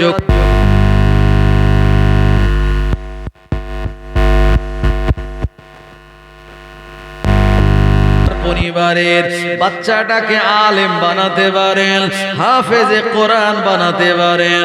আপনার ইন্তেকালের পূর্ব মুহূর্তে আপনার ওই ছেলেটা কোরআন মাজিদ খুলে সূরা ইয়াসিন পড়বে। আমার আল্লাহ আপনার মরণের কষ্টটাকে হালকা করে দেবেন। শুধু তাই নয়, দুনিয়া জমিনে আপনার ঘরে যদি একজন আলিম থাকে, ওই আলিমের কারণে কোন কথাগুলি বললে পরে আমাদের ঈমান চলে যায়, কথাগুলি আপনি জানতে পারবেন। ও কথাগুলি আপনার জবান দিয়ে বার হবে না। আপনার ঘরে যদি আলিম থাকে, মুরগি জবাই করার জন্য মসজিদের ইমামের কাছে যাওয়া লাগবে না। আপনার ঘরে যদি আলিম থাকে, এমন করে পানি একটু পড়ে দেওয়ার জন্য অন্য জায়গায় যাওয়া লাগবে না। আপনার ঘরে যদি আলেম হাফেজ থাকে, আপনার আব্বা মায়ের কবর জিয়ারাতের জন্য ভাড়া করা হুজুরদের বলতে হবে না, নিজে গিয়ে আব্বা মায়ের কবরটা জিয়ারাত করে বলবেন, রব্বির হামহুমা কামা রব্বায়ানি সাগীরা। ও রব্বুল আলামিন, আপনি আমার পিতা মাতার প্রতি রহমত বর্ষণ করুন, যেমন তারা আমাদের ছোটবেলায় লালন পালন করেছিল। আপনার সন্তান যদি আপনার কবরের পাশে দাঁড়িয়ে দাঁড়িয়ে দোয়াটা করে, আমার আল্লাহ আপনার সন্তানের দোয়া কবুল করে নিয়ে আপনার কবরের আযাব মাফ করে দেবে। জোরে বলুন সুবহানাল্লাহ। আমরা উল্টো ভাবি, তাই না? আমরা ভাবি ছেলেকে আলেম করে কি করব? আলেম হওয়ার পরে হয় মসজিদে ইমামতি করবে, 10-12 হাজার টাকা বেতন, আর তা না হলে ওয়াজ করবে, আর তা না হলে ঝাড়ফুঁক করবে, আর তা না হলে তাবিজ তদবির করবে। এর থেকে তো বেশি কিছু করবে না। ওর থেকে এক কাজ করা যাক, ছেলেটাকে ভালো করে ডাক্তারি পড়ানো যাক, ছেলেটাকে ভালো করে ইঞ্জিনিয়ার করা যাক, ছেলেটাকে অন্য বিদ্যা শেখানো যাক। একটাই উদ্দেশ্য, সেটা হলো ছেলেটা বড় হয়ে যেন পয়সা বেশি করে কামাতে পারে। এরকম আজকে সমাজে ছেলের আব্বাদের নিয়ত আছে না নাই? কিন্তু এই ছেলেটা ডাক্তার হলো, ইঞ্জিনিয়ার হলো, একটা সময় ছেলেটা বড় লেভেলে উঠে গিয়ে বাপ মাকে ভুলে গ্রাম ছেড়ে চলে যাবে কলকাতায়, লন্ডনে, অন্য জায়গায়। আপনাকে দেখার মতো আর কেউ থাকবে না। কথা ঠিক বললাম না ভুল বললাম? যে ছেলেটা মরণের সময় আপনার কাজে লাগবে, কলেমা আপনার মনে আসবে না। মরণের সময় মানুষের যে কষ্ট হয়, ছেলে যদি হাফেজ হয়, আলেম হয়, অন্তত পাশে বসে বসে একটু তালকিন দেবে, আব্বা আপনি পড়ুন লা ইলাহা ইল্লাল্লাহ মুহাম্মাদুর রাসূলুল্লাহ। এই ঈমানের দাম কোটি টাকারও বেশি। কালেমা পড়ে যদি আপনি দুনিয়া থেকে বিদায় নিতে পারেন, আমার আল্লাহ আপনার এই কালেমা পড়ে দুনিয়া থেকে বিদায় নেওয়ার দাম কত মিলিয়ন বিলিয়ন তা বলে বোঝানো যাবে না। কথা ঠিক বললাম না ভুল বললাম? কিন্তু আজকে আমরা সেই কালেমার দিকে না গিয়ে আমরা অন্য রাস্তায় যাই। মুসলমান ভাইরা আমার, ও জওয়ানেরা, যুবকেরা, রাগ করবেন না। আমি আপনাদের যে কথাগুলি বলি কোরআন এবং হাদিসের অনুকরণে আমি আপনাদের শোনাই। আল্লাহর নবী হাদিসের ভিতরে জানিয়েছেন, মিশকাত শরীফে বাবুল ইলম নামক অধ্যায়ের ভিতরে হাদিসটার অবস্থান আল্লাহর নবী জানিয়ে দিলেন, মাই ইউরিদুল্লাহু বিহি খায়রান ফায়ুফকাহুহু ফিদ্দীন। দুনিয়ার জমিনে আমার আল্লাহ জানাকে ভালাই চান, আমার আল্লাহ জানাকে ভালো কামনা করেন। দুনিয়ায় আমার আল্লাহ তানাকে শরীয়তের জ্ঞান দান করেন। দুনিয়া জমিনে জানা শরীয়তের জ্ঞান রয়েছে, পাক নাপাকের জ্ঞান রয়েছে, হালাল হারামের জ্ঞান রয়েছে। ওই মানুষটার দাম দুনিয়ার লোক যদি নাও দেয়, আমার আল্লাহর ফেরেশতাগণেরা ওই মানুষটার দাম আর মর্যাদা দান করে দেয়। কারণ দুনিয়া জমিনে মাসুম বাচ্চারা যারা কোরআন মাজিদ তেলাওয়াত করে, মাদ্রাসায় হিফজ করে, জমিনে যখন তারা চলে, আমার আল্লাহ পাকের রহমতের ফেরেশতারা তানাদের পায়ের নিচে ডানা বিছিয়ে দেয়। ও মুসলমান ভাইরা আমার, জওয়ানেরা, যুবকের মুরব্বিয়ান বাবাজি গণেরা, আজকে আমাদের সমাজে অনেকে হয়তো বলছে মাদ্রাসায় পড়ার দরকার কি, বাংলা বুখারী বেরিয়ে গেল, এমন করে বাংলা তাফসীর বেরিয়ে গেল। মাদ্রাসায় 15 বছর না পড়ে আমি যদি বাড়িতে 1 বছর বাংলা বুখারী পড়ি, ওই বাংলা বুখারী পড়ার পরে আমি মাদ্রাসায় যারা পড়েছে তাদের থেকে বড় আলেম হয়ে গেলাম। এরকম অনেকে ধারণা করে কি করে না? আজকে সমাজে এরকম ভাইরাস আসছে কি আসে না? ভাই আপনারা কোনো জবাব দেন না। কষ্ট হচ্ছে আপনাদের? খিদে লেগেছে আপনাদের? ঘুম লেগেছে? তাকবীর দেন তাহলে, নারে তাকবীর। আর একটু জোরে আওয়াজ হবে, নারে তাকবীর। ইসালে সওয়াব, দোয়ার মজলিস, নারে তাকবীর। সিলসিলায়ে মুজাদ্দিদে জামান, সিলসিলায়ে হক ফুরফুরা শরীফ, নারে তাকবীর। একটু দুরূদ শরীফ, আল্লাহুম্মা সাল্লি আলা সাইয়্যিদিনা ওয়া আলা আলি সাইয়্যিদিনা।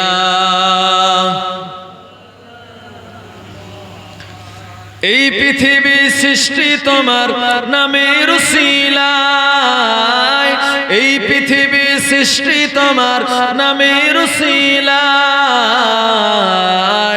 ও আমিনার নয়ন মনি সালাম তোমায়, ও আমিনার নয়ন মনি সালাম তোমায়। আকাশ জমিন পাহাড় চন্দ্র তারা সবই তোমারি নূরের ইশারা। তোমার নামে পড়লে দরুদ হৃদয় যে জুড়ায়, তোমার নামে পড়লে দরুদ হৃদয় যে জুড়ায়। ও আমিনার নয়ন মনি সালাম তোমায়, ও মদিনার কমলিওয়ালা সালাম তোমায়। কি নূর পাঠাইলেন খোদা এ ধরায়, জাগার রোশনীতে আধার লুকায়। কি নূর পাঠাইলেন খোদা এ ধরায়, জাগার রোশনীতে আধার লুকায়। তোমার ওসিলায় শান্তি নামে অশান্ত এ ধরায়, তোমার ওসিলায় শান্তি নামে অশান্ত এ ধরায়। ও আমিনার নয়ন মনি সালাম তোমায়, ও মদিনার কমলিওয়ালা সালাম তোমায়। আল্লাহুম্মা সাল্লি আলা সাইয়্যিদিনা ওয়া আলা আলি সাইয়্যিদিনা। ভাই ও বাবাজি গণেরা, তো আজকে যারা 15 বছর 20 বছর মাদ্রাসায় পড়ে এসে আলেম হয়, আর যারা বাড়িতে বাংলা বুখারী পড়ে কিছু ইলম অর্জন করে, এই দুটো আলেম বা দুজন জাননেওয়ালা কি একরকম হবে? অবশ্যই আলাদা হবে। কিন্তু যারা মাদ্রাসায় 15 বছর 20 বছর পড়ে আলেম হয়ে বাড়ি এসছে, তারা যে ফতোয়া দিচ্ছে, আর যারা বাংলা বুখারী বাড়ি পড়ছে তারা বলছে ওই মাদ্রাসার হুজুরেরা, মাদ্রাসা থেকে পড়া আলেমেরা যা বলছে এগুলো সব জাল হাদিস, আমরা যা বলছি এগুলো হলো সহিহ হাদিস। তারা কি বলছে? তারা বলছে এখানে হাত বাঁধা বেদাত, এখানে হাত বাঁধতে হবে। এমন করে ইমাম সাহেব যখন সূরা ফাতিহা শেষ করবে জোরে আমিন বলতে হবে। মেয়েদেরকে মসজিদে নিয়ে যাওয়া যাবে, কোনো অসুবিধা নাই। বিনা ওযুতে কোরআন শরীফ ছোঁয়া যাবে, বিনা টুপিতে নামাজ হয়ে যাবে। আর নামাজের পরে জমায়েতবদ্ধভাবে কোনো দোয়া নেই, এটাও বেদাত কাজ। ভাই আজকের সমাজ এরকম অনেকে বলছে, কি বলে না জি, এরা বলছে যে আলেম যারা বলছে এরা কিছু জানে না, আমরাই সব থেকে বেশি জানি। তাদের ইমামকে, তাদের ইমাম হলো, জানেন কে ইমাম? তাদের ইমাম হলো জাকির নায়েক। এভাবে করে গোটা ইউটিউবের জমিনে, ইউটিউব আজকে আমাদের ঘরে ঘরে, ও জওয়ানেরা যুবকেরা, আমাদের পকেটে পকেটে ইউটিউব হয়ে যাওয়ার কারণে এই ইউটিউব আবিষ্কার হয়েছে 2004 সালে। এমন করে ফেসবুক আবিষ্কার হলো 2003 সালে। এমন করে টুইটার আবিষ্কার হয়েছে 2005 সালে। এই সোশ্যাল মিডিয়া গুলি হয়ে যাওয়ার পরে ইউটিউবে বড় বড় লেকচারার যারা লেকচার দেয়, তারা তাদের লেকচার গুলি শোনার পরে এরা নিজেদের মতবাদ গুলিকে সব জলাঞ্জলি দিয়ে বলে আমার বাপ দাদা যা করেছে অন্যায় কাজ করেছে, বেদাত কাজ, ভুল কাজ করেছে। আজকে আমরা যে কাজগুলি করি এগুলো সহি হাদিসে রয়েছে, আমরা সহি মানবো, যাইব বলে কিছুই মানবো না। চার ইমামকে তারা গালাগালি দেয়। শুধু তাই নয়, মাযহাব মানে তারা এমন করে বাইতুল খালা বলে, যেটাকে আমরা বাথরুম বলি, মাযহাবের মানে তারা বাথরুম পর্যন্ত করে জঘন্য রকম ভাবে অপবাদ দিয়েছে। ও মুসলমান ভাইরা আমার, ইমামে আযম আবু হানিফা রাহমাতুল্লাহ আলাইহি যিনি 80 হিজরিতে জন্মগ্রহণ করে গোটা পৃথিবীর জমিনে মানুষদেরকে ইলমে ফিকহ শিক্ষা দিলেন, অথচ ইমামে আযম আবু হানিফা রাহমাতুল্লাহ আলাইহি সম্পর্কে আল্লাহর নবীর একটি কওল রয়েছে। তিনি বলেছেন অদূর ভবিষ্যতে আমার উম্মতের ভিতরে এমন একজনকে আমার আল্লাহ দান করবেন, জানার কারণে ঈমান আমালটাকে আল্লাহ হেফাজত করবেন। ও মুসলমান ভাইরা আমার, ইমামে আযম আবু হানিফা রাহমাতুল্লাহ আলাইহি সম্পর্কে আল্লাহর নবীর স্বয়ং স্পষ্ট মতো কথা রয়েছে, অথচ সেই কথাটাকে তারা যাই বলে ইমামে আযমকে তারা গালাগালি দিয়ে বলে না না না, ইমামে আযম আবু হানিফা যে কাজগুলি করেছে এগুলি সব অন্যায়, এ কাজ মানা যাবে না, আমরা সহি ছাড়া অন্য কিছু মানব না। অথচ ইমামে আযম তিনি হলেন একজন তাবী। আল্লাহর নবীর অসংখ্য সাহাবে কেরামদের সঙ্গে তানার দেখা হয়েছিল। ও মুসলমান ভাইরা, ইমামে আযম এমন একজন ইমাম ছিলেন যিনি টাকার কাছে মাথা নত করেন নাই, রাজ দরবারের হুকুমের কাছে তিনি মাথা নত করেন নাই। ইমামে আযম আবু হানিফাকে আমার আল্লাহ এত ইলম দেওয়ার পরেও এই ইলমটা কোন জায়গায় তিনি বিক্রি করেন নাই, তিনি তানার পিঠের শীত ডানাটা সোজা রেখে দিয়েছিলেন।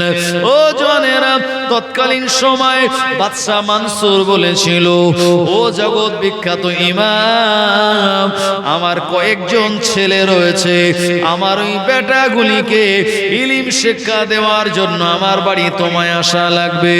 ইমামে আযম বললেন না না না, ইলম যার দরকার সে আমার কাছে আসবে, ইলম তো তার কাছে যাবে না। পিপাসা লাগলে আমাদের কাছে কল আসে না, আমরা কোথায় যাই? কলের কাছে, পানির কাছে। তো ইলম যদি আপনার ছেলেদের দরকার হয় আমার বাড়ি আসুক, আমি আপনার বাড়ি যাব না। বাদশা তো রেগে আগুন, আমি একজন বাদশা, অথচ আমার কথাকে অমান্য। তারপরে বাদশা আবার বলল, আপনি এক কাজ করুন, তাহলে আমার রাজ দরবারে আপনি কাজী হবেন, কাজী হবেন, আপনাকে যা বলবো আপনি সেভাবে রায় দেবেন। ও ভাই, আজকে সমাজে অনেক কোর্ট কাছারিগুলিতে এরকম হয় কি হয় না? যারা বড় বড় মাথা, তারা মানে প্রভাব খাটিয়ে বিভিন্ন রকমের রায় বার করে নেয়। তো তানাকে বলা হলো, আপনি আমার দরবারের কাজী হবেন, আর যেভাবে আপনাকে মসলা বলতে বলবো ওই রকম ভাবে আপনি মসলা বলবেন। আচ্ছা, বাদশা যা বলবে সেই রকম যদি মশলা বলা হয়, শরীয়ত অনুযায়ী হবে না শরীয়তের বিপরীত হবে? শরীয়তের বিপরীত হবে। ইমামে আযম আবু হানিফা রাহমাতুল্লাহ আলাইহি বলেছিলেন, ও বাদশা মানসুর, না না না, এটা কুশ্চিন কালেও হবে না। আমি তোমার কথা অনুযায়ী কোন রকমের মশলা দিতে পারবো না। আল্লাহর ওলি ইমামে আযম আবু হানিফা রাহমাতুল্লাহ আলাইহিকে কারাগারে বন্ধ করে রেখে দেওয়া হলো, কারাগারের ভিতরে আবদ্ধ করে রাখা হলো। ওখানে দাঁড়িয়ে দাঁড়িয়ে তিনি ফতোয়া দেন, তবে ফতোয়াটা সহি দিতেন, ওই বাদশার অনুকরণ করে দিতেন না। ও জওয়ানেরা, যুবকেরা, বাদশা মানসুরের নাম ও সমাজে খারাপ হয়ে গেল। সবাই বলা বলি করা শুরু করে দিল, এত বড় একজন জগৎ বিখ্যাত ইমাম, তানাকে বিনা দোষে কারাগারের ভিতরে বন্ধ করে রেখে দিয়েছে। সুতরাং বাদশা ভালো নয়, বাদশার চরিত্র ভালো নয়।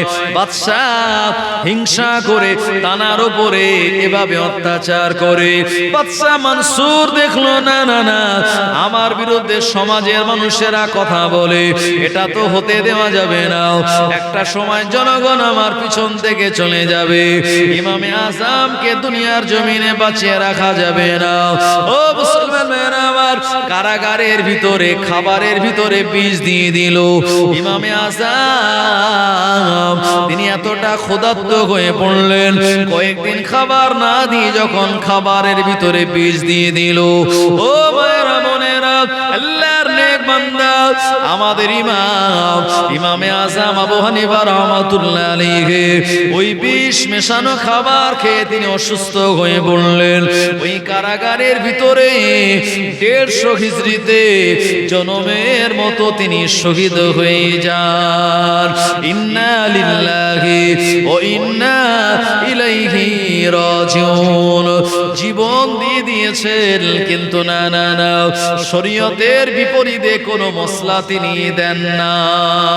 জোরে বলুন, জীবন দিয়ে দেব, কোরআন হাদিসের বিপরীত কোনো মশলা দেব না, তিনি দেনও নাই। আজকে সেই ইমামকে গালাগালি দিচ্ছে, জানেন আপনারা? বসিরাট আল্লামাকে গালাগালি দিচ্ছে, দাদা হুজুরকে গালাগালি দিচ্ছে। পিরানে পীর সিরাজউদ্দিন আখির রহমাতুল্লাহ আলাইহি, যিনি হেদায়েতুন নাও কিতাব লিখেছেন, যিনি সিরাজি নামক কিতাব লিখেছেন, ফারায়েজের কিতাব, তানাকে গালাগালি, মানে খারাপ কথা, যে এনারা কিছু জানেন না, আমরা যেটা জানি এটাই ঠিক। কথা ঠিক বললাম না ভুল বললাম? বাংলাদেশের বড় বড় বক্তা যারা ইউটিউবে আসছে, তাদের এমনি তো দাওয়াত হয় না, ইউটিউবে তারা বলে, আর এতটুকু মেয়েদের মতো ঘোমটা দেয়, দেখেছেন আপনারা? ঘোমটা দেয় কিরকম? মেয়েদের মতো এই পর্যন্ত ঘোমটা দিয়ে, আর ওখানে তারা বিভিন্ন রকমের বকবক তারা করে, নানান রকমের, যে 4 দিনে সবরেসানি করা বেদাত হারাম, কিয়াম পড়া বেদাত হারাম, ইয়া নবী সালামু আলাইকা বলা হারাম, এই সমস্ত কথাগুলি তারা বলে, যে পীরের দরবারে যাওয়া যাবে না। এভাবে করে মানুষের ঈমানগুলিকে আজকে তারা নষ্ট করছে।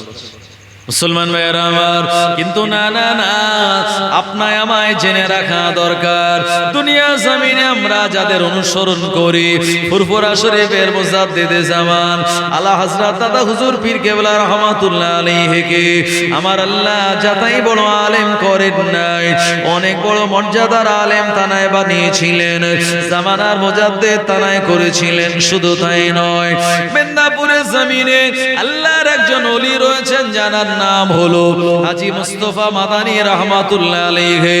মুজাদ্দিদে জামানের মাজার জিয়ারত করতে গিয়ে আপনি একটা ছোট মতো কবর দেখতে পাবেন, যে জায়গায় কবরের ভিতরে হাজী মুস্তাফা মাদানী রাহমাতুল্লাহ আলাইহির নখ চুল আর দাড়ির কিছু অংশ ওখানে কবর দেওয়া রয়েছে, দাফন দেওয়া রয়েছে। হুজুর বলেছিলেন, আমার অনেক ভক্ত মুহিব্বিন যারা মেদিনীপুরের জমিনে যেতে পারবে না, তারা যদি ফুরফুরা শরীফের মাজার জিয়ারত করে নেয়, আমার মাজারটাও জিয়ারত করা হয়ে যাবে। তারা মাজার জিয়ারত করে না, কবর জিয়ারত করে না, কবরের ওপর দিয়ে তারা জুতো পায়ে দিয়ে চলে যায়। জানেন আপনারা, কবরের কোনো ইজ্জত সম্মান তাদের নাই। বললো কবরে যে চলে গেল পুরো মাটি হয়ে গেল, কবরে যে লাশ টাটকা থাকতে পারে এটা তাদের ধারণাই থাকে না। মুসলমান ভাইয়েরা আমার, ও জওয়ানেরা, যুবকেরা, কিন্তু না না না, আল্লাহর ওলি যারা হন তানাদের মর্যাদার ব্যাপারে আল্লাহর কোরআন ও মাজিদ আমাদের শুনিয়ে দিল, আলা ইন্না আউলিয়া আল্লাহি লা খাউফুন আলাইহিম ওয়ালা হুম ইয়াহজানুন। দুনিয়া জমিনে যারা আল্লাহর ওলি বান্দা, লা খাউফুন, তানাদের কোনো ভয় নাই, ওয়ালা হুম ইয়াহজানুন, এবং দুনিয়া জমিনে তানারা কোনো সময় চিন্তিত হন না। হাজী মুস্তাফা মাদানী রহমাতুল্লাহ আলাইহি ফুরফুরা শরীফে যে জায়গাতে তিনি ইস্তেঞ্জায় যেতেন, ওই যাওয়ার পথে একটা জায়গাতে একটা ক্ষীরে গাছ, শসা গাছ লাগিয়েছিলেন। ওখান থেকে একটা সুন্দর গাছ হলো, গাছ হওয়ার পরে ওই জায়গাতে একটা সুন্দর শসা হয়েছিল। শসা বলেন তো আপনারা? শসা হয়েছিল। আচ্ছা বলুন, নিজে হাতে যদি গাছ লাগান, গাছটা যদি বাগন গাছ হয় কিংবা ঝাল গাছ হয়, লাউ গাছ হয় বা কদু গাছ যদি হয়, আর তাতে যদি ফসল হয়, ভাই এই ফসলটা দেখে মন ভরে কি ভরে না? যে আমার নিজের হাতে বানানো গাছের ফল, খেতেও টেস্ট লাগবে আলাদা। তা হুজুর একটা ক্ষীরে গাছ, শসা গাছ লাগালেন, আর তাতে একটা শসা হয়েছে। ইস্তেঞ্জা থেকে ফেরার পথে তিনি মাঝে মাঝে তাতে পানি দিতেন। হুজুর বলতেন, বাবা খবরদার এই শসাটা কেউ ছিঁড়বে না। হুজুরের দুইজন আওলাদ ছিলেন, একজন হলো বড় হযরতজি আর একজন ছোট হযরতজি, যিনি হলেন হাজী আব্দুল মুক্তাদির রহমতুল্লাহ আলাইহি, যারাকে ছোট হযরতজি বলা হয়। তো বাড়ির যে ছোট ছেলে হয় সে একটু দুষ্টামি বদমাইশি করে কি করে না? আর বাড়ির ছোট ছেলেটা যতই দুষ্টু আর বদমাইশি করে, আব্বা মা সব মেনে নেয়। কেন মেনে নেয়? যে এটা ছোট ছেলে, একটু বদমাইশি করে, করুক না, অসুবিধা কি? আর যখন ছেলেগুলি বড় হয় দেখবেন সব ছেলেদের বাদ দিয়ে বাপ মা কিন্তু ছোট ছেলেটার কাছেই থেকে যায়। আছে না নাই? মালদায় হয়তো থাকে না, আমাদের 24 পরগনায় আছে। মানে বড় মেজো সেজোকে বাদ দিয়ে ছোটর কাছেই থাকে। কেন থাকে? কারণ ছোট ছেলে কিংবা ছোট মেয়েটার প্রতি একটু আব্বা মায়ের আদর মহব্বত বেশি হয়। মুসলমান ভাইয়েরা আমার, ও জওয়ানেরা, যুবকেরা, এ সময় ছোট হযরতজি রহমাতুল্লাহ আলাইহি ওই শসা গাছ থেকে শসাটাকে তিনি ছিঁড়ে নিলেন। যখনই ছিঁড়ে নিলেন, হাতে চলে আসলো শসাটা। খানিকক্ষণ পরে আল্লাহর ওলি হাজী মুস্তাফা মাদানী রহমাতুল্লাহ আলাইহি ওখানে গিয়ে দেখতে পেলেন গাছের গোড়ায় পানি দিতে গিয়ে শসাটা গাছে নাই। হুজুর রেগে গিয়ে তম্বি করে রাগ করে বললেন, এ আমার ছেলেরা, আমার বিনা অনুমতিতে শসাটা কে ছিঁড়ে নিয়েছো? কেউ রাজি হয় না। আব্বা জান যখন রাগারাগি করে, তম্বি করে, ছোট হযরতজির মনে হলো আব্বা যদি জেনে যায় আমি শসাটা পেড়ে নিয়েছি, আমার আব্বা আমায় মারধর করবে কিংবা বকাবকি করবে। এই ভয়ে ছোট হযরতজি শসা গাছের কাছে গিয়ে শসাটা ধরে বললেন, গাছ, আল্লাহর হুকুমে যেভাবে শসাটাকে তুমি ধরে রেখেছিলে ওই রকম ভাবে তুমি আবার ধরে নাও। বলার সঙ্গে সঙ্গে ওই গাছের বোটায় শসাটা লেগে গিয়েছে। জোরে বলুন নারে তাকবীর। আচ্ছা, এটা বিশ্বাস হয় আপনাদের? আপনি বলবেন মাওলানা মনে হয় 24 পরগনা থেকে এসে ভুলভাল কিছু বলে যাচ্ছে আমাদের। এটা হতেই পারে না, গাছ থেকে একটা কিছু ছিঁড়ে নিলে ওটা কি আবার জোড়া লাগে? ভাই আমাদের হাতে লাগবে না। লাগবে কি? লাগবে না, কারণ আমাদের মধ্যে সেই আমল নেই। কিন্তু জানাদের ভিতরে আমল ছিল, তানারা যা বলতেন আমার আল্লাহ তানাদের জবানে সেই দোয়াটা কবুল করতেন। এই জন্যে পীরের দরবারে যারা যান, দোয়া চেয়েছেন, ওই দোয়া যারা পেয়েছেন, আমার আল্লাহ তাদের নসিবটাকে বড় করেছে না করেনি? মুসলমান ভাইরা আমার, আল্লাহর ওলি এমন করে যখন রাগারাগি করে, ছোট হযরতজি এসে বললেন, আব্বা আপনি রাগারাগি করবেন না, তম্বি করবেন না, আপনি মনে হয় কিছু ভুল বলছেন। একবার গিয়ে দেখুন না, শসা গাছে শসাটা তো লেগেই আছে। শসা গাছটা লেগেই আছে। আব্বা বলছে, আমি তো ভুল দেখিনি। কি বলছো তুমি? বললে, হ্যাঁ একবার গিয়ে দেখুন আব্বা। ছোট ছেলে যখন বলেছে, আব্বা গিয়ে দেখে, হ্যাঁ সত্যি তো শসা গাছে শসাটা ঝুলছে। এবারে আব্বা বুঝছে যে আমার চোখ তো ভুল দেখেনি, ঠিকই দেখেছিল, গাছে শশা ছিল না, এখন আবার আছে, মাঝখান থেকে কিছু একটা হয়ে গিয়েছে। যেটা হয়েছে এটার নাম কি? এটার নাম হলো কারামাত। মাঝখান থেকে যেটা হয়েছে এটার নাম হলো কারামাত। এই ওলিদের কারামাত আপনারা মানেন তো? ও জওয়ানেরা, যুবকেরা, মুজাদ্দেদে জামান বাংলাদেশের জমিনে গিয়েছেন ওয়াজ করতে। এমন সময় একজন আব্বা কাঁদতে কাঁদতে হুজুরের কাছে এসে বললেন, হুজুর, আমার এই ছেলেটা এমন করে মাছ নিয়ে খেলা করছিল, বাচ্চা ছেলে, যে মাছটা ট্যাংরা মাছ বলা হয়, যার দুই দিকে কাঁটা রয়েছে, ওই মাছটা মুখের ভিতরে দিয়ে দিল। হুজুর, মুখের ভিতরে মাছ গিয়ে কাঁটাটা বিঁধে গেল। আমার ছেলের চোখগুলি বড় হয়ে গিয়েছে, দম বন্ধ হয়ে যায়, মনে হয় আমার ছেলেটা মারা যাবে। হুজুর, আমার ছেলের জন্য একটুখানি কিছু করুন। ডাক্তাররা রিস্ক নেয় না, বলল গলা কাটলে ছেলেটা মারা যেতেও পারে, বাঁচতেও পারে। আল্লাহর ওলি বললেন, বাবা, আমার দরবারে যখন এসেছো একটুখানি দাঁড়াও। হুজুর কিছু দোয়া পড়লেন, আর ওই ছেলেটার জবানের কাছে ডান হাত রেখে বললেন, এ আল্লাহর সৃষ্টি মাছ, এ মাছ, আরবিতে সামাকুন মানে মাছ বলা হয়, এ মাছ তুই আমার হাতেতে চলে আয়। আল্লাহর ওলি যখন হাত পাতলেন, ওই ছেলেটার গলার ভিতরে আটকে থাকা ওই ট্যাংরা মাছটা মুজাদ্দেদে জামানের হাতেতে চলে এসেছিল। এটা হলো কি? কারামাত। ও জওয়ানেরা, যুবকেরা, ও সোনামানিকেরা, মা বাপ বোবা ছেলেকে মুজাদ্দেদে জামানের কাছে নিয়ে গেলেন। হুজুর, আমার ছেলেটা কথা বলতে পারে না, কানেও শুনতে পায় না, যারা বোবা হয় তারা কালা হয়। হুজুর, এমন করে আমার ছেলেটার এমন অবস্থা, আমরা আব্বা মা দেখে কেমন করে সহ্য করি। আল্লাহর ওলি মুজাদ্দেদে জামান বললেন, বাবা চিন্তা করো না, আল্লাহ শেফা দেনেওয়ালা। মুজাদ্দেদে জামান তিনি দোয়া পড়ে ওই বোবা ছেলেটার জবানের ভিতরে ফু দিয়েছেন। বললেন, বেটা আল্লাহ বলো। ফু দেওয়ার পরে ওই ছেলেটাকে যখন আল্লাহ বলতে বলা হলো, মুজাদ্দেদে জামানের ফু যাওয়ার পরে ওই ছেলেটা আল্লাহ বলে চিৎকার দিয়ে ডেকে উঠেছিল। এটা কি? কারামাত। এই কারামাত আকায়েদের কিতাবে এসেছে, কারামাতে আউলিয়া হাক্কুন, ওলি আউলিয়াদের কারামাত হক। এটাকে মানতে হবে। যদি আপনি বিশ্বাস না করেন তাহলে আপনার ঈমানের দুর্বলতা চলে আসবে। ভাই আমার, হাজী মুস্তাফা মাদানী বললেন, নিশ্চয়ই শোষাটা পেড়ে নেওয়া হয়েছিল, আবার জুড়ে দেওয়া হয়েছে, মানে আমি আব্বা আমার সামনে বেটা কারামতি দেখাচ্ছে। উনি বললেন, বাপ সে বেটা বাড় গিয়া, বাপের থেকে ছেলে বড় হয়ে গেল। এই গোসল করো, ওযু বানাও। ওই ফুরফুরা শরীফে যে মাটির মসজিদ আজও আছে না নাই? আজও আছে। বাইরে থেকে কংক্রিটের মনে হলেও ভিতরে চার দেওয়াল কিন্তু মাটির দেওয়াল, তাই না?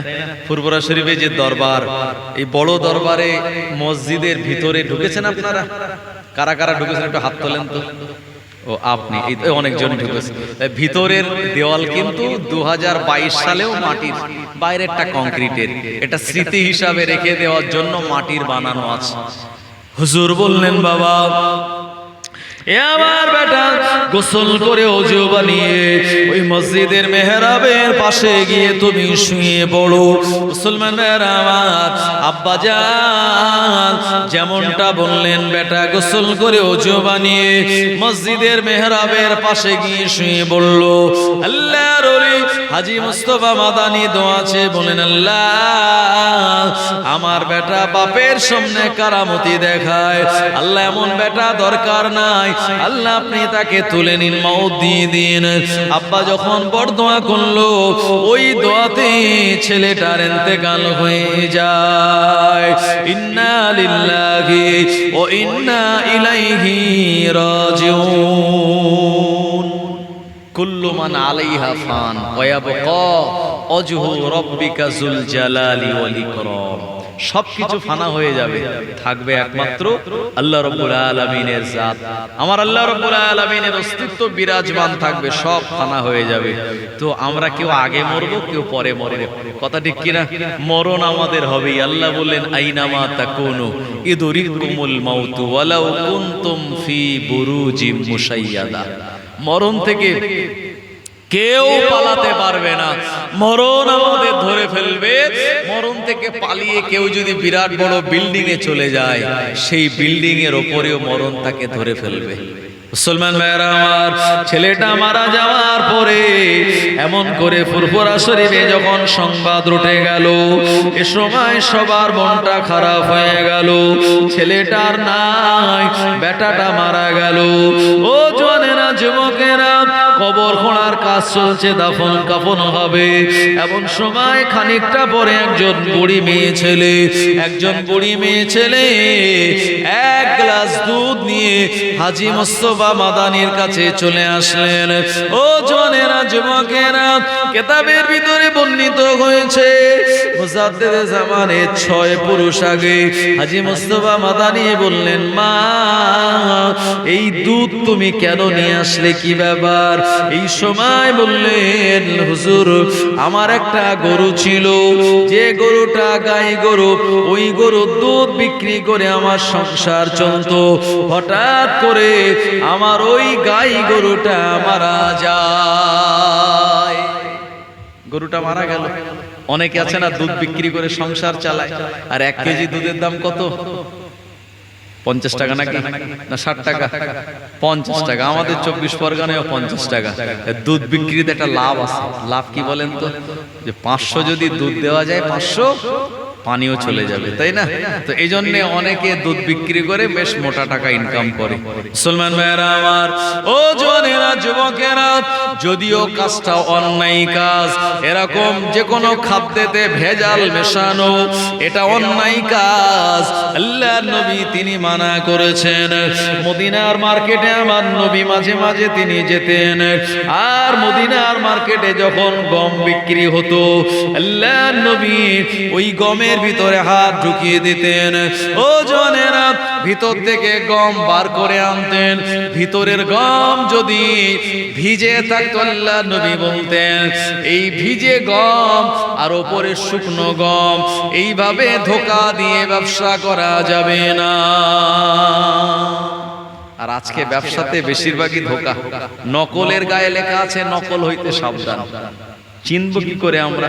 শুধু তাই নয়, সব জায়গাতেই আজকে ভেজাল। পেট্রোলেও ভেজাল, আপনি সরিষার তেল নেবেন, সেখানেও ভেজাল।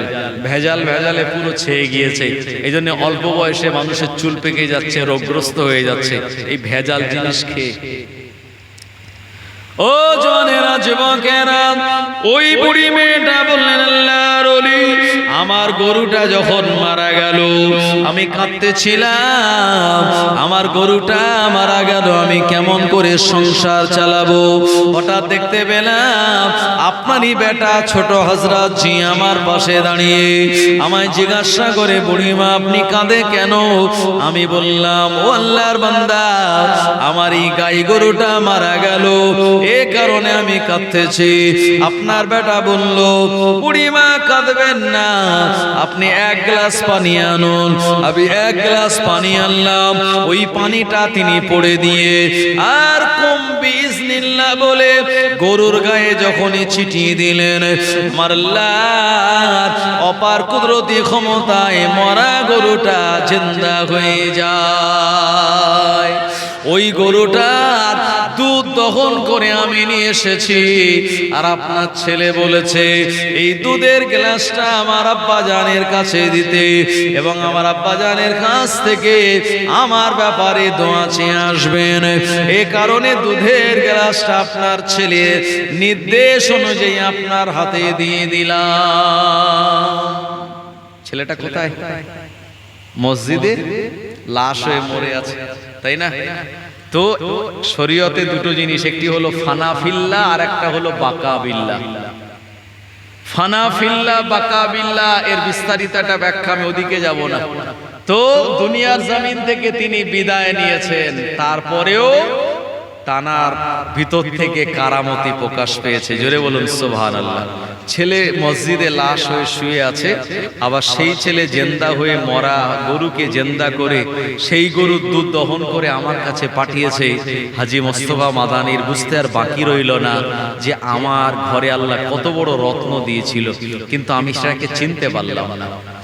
মুসলমান ভাইরা আমার, আল্লাহর ওলি হাজী মুস্তাফা মাদানী রাহমাতুল্লাহ আলাইহি নিজের ভুল বুঝতে পেরে আল্লাহ পাকের দরবারে দোয়া চেয়ে বলেন, আল্লাহ আমি ভুল করেছি, আল্লাহ আমার বেটার বিরুদ্ধে বরদোয়া করে, ও রব্বুল আলামিন আল্লাহ আমি অন্যায় করলাম, ভুল করলাম, আল্লাহ আপনি আমার লজ্জাস ভুলটাকে মাফ করে দিন। দোয়া চাইতে লাগে, দিন যায় রাত আসে, রাত যায় দিন আসে, ওই ছেলেটাকে দাফন দেওয়ার পরে দোয়া চায়, আল্লাহ আমার ঘরে আপনি এমন ওলি আবার পাঠান, কিন্তু না না না, তানার দোয়া আল্লাহ পাকের দরবারে কবুল হয় না। কেঁদে কেঁদে কয়েক বছর পেরিয়ে গেল। ও জওয়ানেরা, যুবকেরা, হাজী মুস্তাফা মাদানী রাহমাতুল্লাহ আলাইহি এত কান্না কেঁদেছিলেন। একটা সময় আমার আল্লাহ তানার দোয়া কবুল করে ইলহামের মাধ্যমে জানিয়ে বললেন, এ বাবা আমার বান্দা, তুমি বরদোয়া করে তোমার একজন নেক ছেলেকে দুনিয়া থেকে বিদায় করিয়েছো, তবে তুমি যদি বরদোয়া না করতে তোমার প্রতিটা আওলাদের ভিতরে আমি এরকম যোগ্য সন্তান দান করে দিতাম। কিন্তু না না না, এ বরদোয়া করার কারণে আমি আল্লাহ জানিয়ে দিলাম তোমার 8 পুরুষ পরে আমি আবু বকর নামক একজন ওই রকম নেক সন্তানকে দান করে দেব। একবার প্রাণ খুলে বলুন সুবহানাল্লাহ। ও জওয়ানেরা, যুবকেরা, হাজী মুস্তাফা মাদানী রাহমাতুল্লাহ আলাইহি তারা সেই দোয়ার পীর হলেন ফুরফুরা শরীফের মুজাদ্দিদে জামান। তিনি বাংলা 1330 সালে প্রথম হজে গিয়েছিলেন, আর দ্বিতীয় হজ করেছিলেন বাংলা 1345 সালে।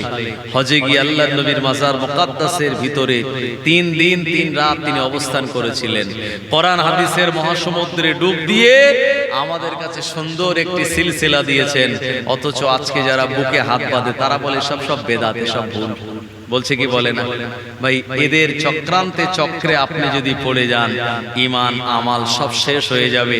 তারা কোনই বার করে মসজিদে নামাজ পড়তে যায়, তারা পা ফাঁক করে দাঁড়ায়, এক বুড়ি আঙুলের সঙ্গে আর একটা আঙুল তারা মিলিয়ে দাঁড়ায়। শুধু তাই নয়, তাদের ভিতরে আরো অনেক বড় বড় বেয়াদবি আছে। সবগুলো আমি বলে সময় নষ্ট করতে চাই না। আমি আপনাদের এতটুকুই বলতে চাই, ঈমান হলো আমাদের একদম সূক্ষ্ম একটি বিষয়। আমার আল্লাহ তাই পরিষ্কার জানিয়েছেন, ইয়া আইয়ুহাল্লাযীনা আমানু, ইয়া আইয়ুহাল্লাযীনা আমানুত্তাকুল্লাহা হাক্কা তুকাতিহি ওয়া লা তামুতুন্না ইল্লা ওয়া আনতুম মুসলিমুন। এ আমার বিশ্বাসী ইমানদার গণেরা, না না না, দুনিয়া জমিনে তোমরা আল্লাহকে ভয় করো, হাক্কা তুকাতিহি, প্রকৃত ভয় করার মতো ভয় করো, ওয়ালা তামুতুন্না, আর তোমরা মরো না, ইল্লা ওয়া আনতুম মুসলিমুন, প্রকৃত মুসলমান না হয়ে মরো না। কারণ দুনিয়া জমিন থেকে যারা মুসলমান হয়ে মরবে, আমার আল্লাহ কবরটাকে তাদের জন্য জান্নাতের টুকরা বানিয়ে দেবেন। আর মুসলমান হয়ে ঈমান না নিয়ে যদি যায়, ওই কবরটা আমাদের জন্য জাহান্নামের গাড়া হয়ে যাবে। ও সোনা মানিকেরা, এজন্য আমালের থেকে ঈমান সব থেকে বড় দামি। আমরা নবী পাকের মহাব্বতে সালাম জানাই, ওটাকেও তারা বেদাত হারাম কাজ বলে। ও জওয়ানেরা, অথচ আমার আল্লাহ কোরআন মাজিদে জানিয়ে দিলেন, এমন করে তোমরা তোমাদের নবীকে অনুসরণ করো। কুল ইন কুনতুম তুহিব্বুনাল্লাহ ফাত্তাবিউনি ইউহিব্বুকুমুল্লাহ ওয়া ইয়াগফিরু লাকুম যুনুবাকুম আল্লাহু গফুরুর রহিম। আমার আল্লাহ জানিয়ে দিয়ে বলেন, হাবিব আপনি ওদেরকে বলে দিন আমি আল্লাহ আমার ভালোবাসা তারা যদি পেতে চায় ফাত্তাবিউনি, তারা যেন আপনাকে অনুসরণ করে। তারা যদি আপনাকে অনুসরণ করে ওয়াগফিরু লাকুম যুনুবাকুম, আমি আল্লাহ ক্ষমা করে দেব তাদের জীবনের গুনাহসমূহ। নবীর আনুগত্যে জীবনের গুনাহ মাফ আছে না নাই? আছে। অথচ তারা নবীর ব্যাপারে মানে কোনো দামই দিতে চায় না। তারা এমনটা বলতে বলতে এটাও বলে ফেলে, নবীও ভুলের ঊর্ধ্বে নয়, নবীও অনেক ভুল করেছে, আমরাও ভুল করি। জোরে বলুন নাউজুবিল্লাহ। একটু জোরে বলবেন না নাউজুবিল্লাহ? যে যত জোরে নাউজুবিল্লাহ বলবেন তার ঈমান তত মজবুত। জোরে বলুন নাউজুবিল্লাহ। তারা নবীরও ভুল ধরে, অথচ নবীরা বেগুনাহ মাসুম। নবীদের কোনো গুনাহ আছে? তারা আল্লাহর নবী সম্পর্কেও ভুল ধরে। চিন্তা করুন, মানে এরা নবীর থেকেও নিজেকে বড় মনে করে। মুসলমান ভাইরা আমার, ও জওয়ানেরা, যুবকেরা, সোনামানিকেরা, আমার আল্লাহ যে নবী সম্পর্কে কোরআন মাজিদে জানিয়ে দিলেন, ইয়া আইয়ুহাল্লাযীনা আমানু লা তারফাউ আসওয়াতাকুম ফাওকা সাওতিন নবী। আমার আল্লাহ ঈমানদার বিশ্বাসীদের জানিয়ে দিয়ে বললেন, আমার ঈমানদার বিশ্বাসীরা, খবরদার তোমাদের গলার আওয়াজ যেন আমার নবীর গলার আওয়াজের থেকে উঁচু না হয়ে যায়। যদি উঁচু হয়ে যায় আনতাহাবাতা আমালুকুম, তাহলে তোমাদের আমালগুলি বরবাদ হয়ে যাবে। কিভাবে বরবাদ হবে? ওয়া তুম লা তাশউরুন, কোনোভাবেই তোমরা তা বুঝতে পারবে না। ও সোনামানিকেরা, আমার আল্লাহ তাআলা নবীকে লক্ষ্য করে বললেন, ইয়া আইয়ুহান নবী ইন্না আরসালনাকা শাহিদাও ওয়া মুবাশশিরাও ওয়া নাযীরা ওয়া দাঈয়ান ইলাল্লাহি বিইজনিহি ওয়া সিরাজাম মুনীরা। জোরে বলুন সুবহানাল্লাহ। ও নবীর উম্মতেরা, ওই দুনিয়ার জমিনে, এই দুনিয়ার জমিনটায় চারিদিকে শয়তানের বিভিন্ন রকমের আক্রমণ। এ দুনিয়ায় আজকে ফিতনা ফাসাদের জামানা, যে জামানা সম্পর্কে আল্লাহ নবী জানিয়ে দিলেন, বাদিরু বিল আমাল কাকাতিল লাইলি, তোমরা দ্রুত আমলের দিকে অগ্রসর হও, কারণ তোমাদের কাছে ঘুটঘুটে অন্ধকারের ন্যায় একটা ফিতনার জামানা চলে আসবে। ইউসবিহুর রাজুলু মুমিনান, ও জামানায় মানুষেরা সকালবেলা মুমিন হবে, ওয়ামশি কাফিরান, সন্ধ্যাবেলা কাফের হয়ে যাবে, আবার সন্ধ্যাবেলা তারা মুমিন হবে, ওয়ায়ুসবিহু কাফিরান, সন্ধ্যাবেলা তারা কাফের হয়ে যাবে। ইয়াবিউদ্দিনাহু বিআরাজিম মিনাদ দুনিয়া, অল্প কিছু পার্থিব সম্পদের বিনিময়ে তারা তাদের দ্বীন ইসলামটাকে বিক্রি করে দেবে। ও জওয়ানেরা, ওই জামানা আমাদের সামনে। নবী বললেন, আখিরি জামানায় দেখবে ফোরাত নদীটা শুকিয়ে যাবে। যে নদী থেকে ইমাম হোসাইনকে পানি দেওয়া হয় নাই, ওই ফোরাত নদীটা কিয়ামতের আগে শুকিয়ে যাবে। আপনি ইরাকের ফোরাত নদীর খবর নিন, ফোরাত নদীর পানি আগের থেকে অনেকটা শুকিয়ে গেল, কারণ ফোরাত নদীর তলদেশ থেকে অনেক সোনা দানা বার হবে। ও জওয়ানেরা, শুধু তাই নয়, দাজ্জাল আখিরি জামানায় আসবে।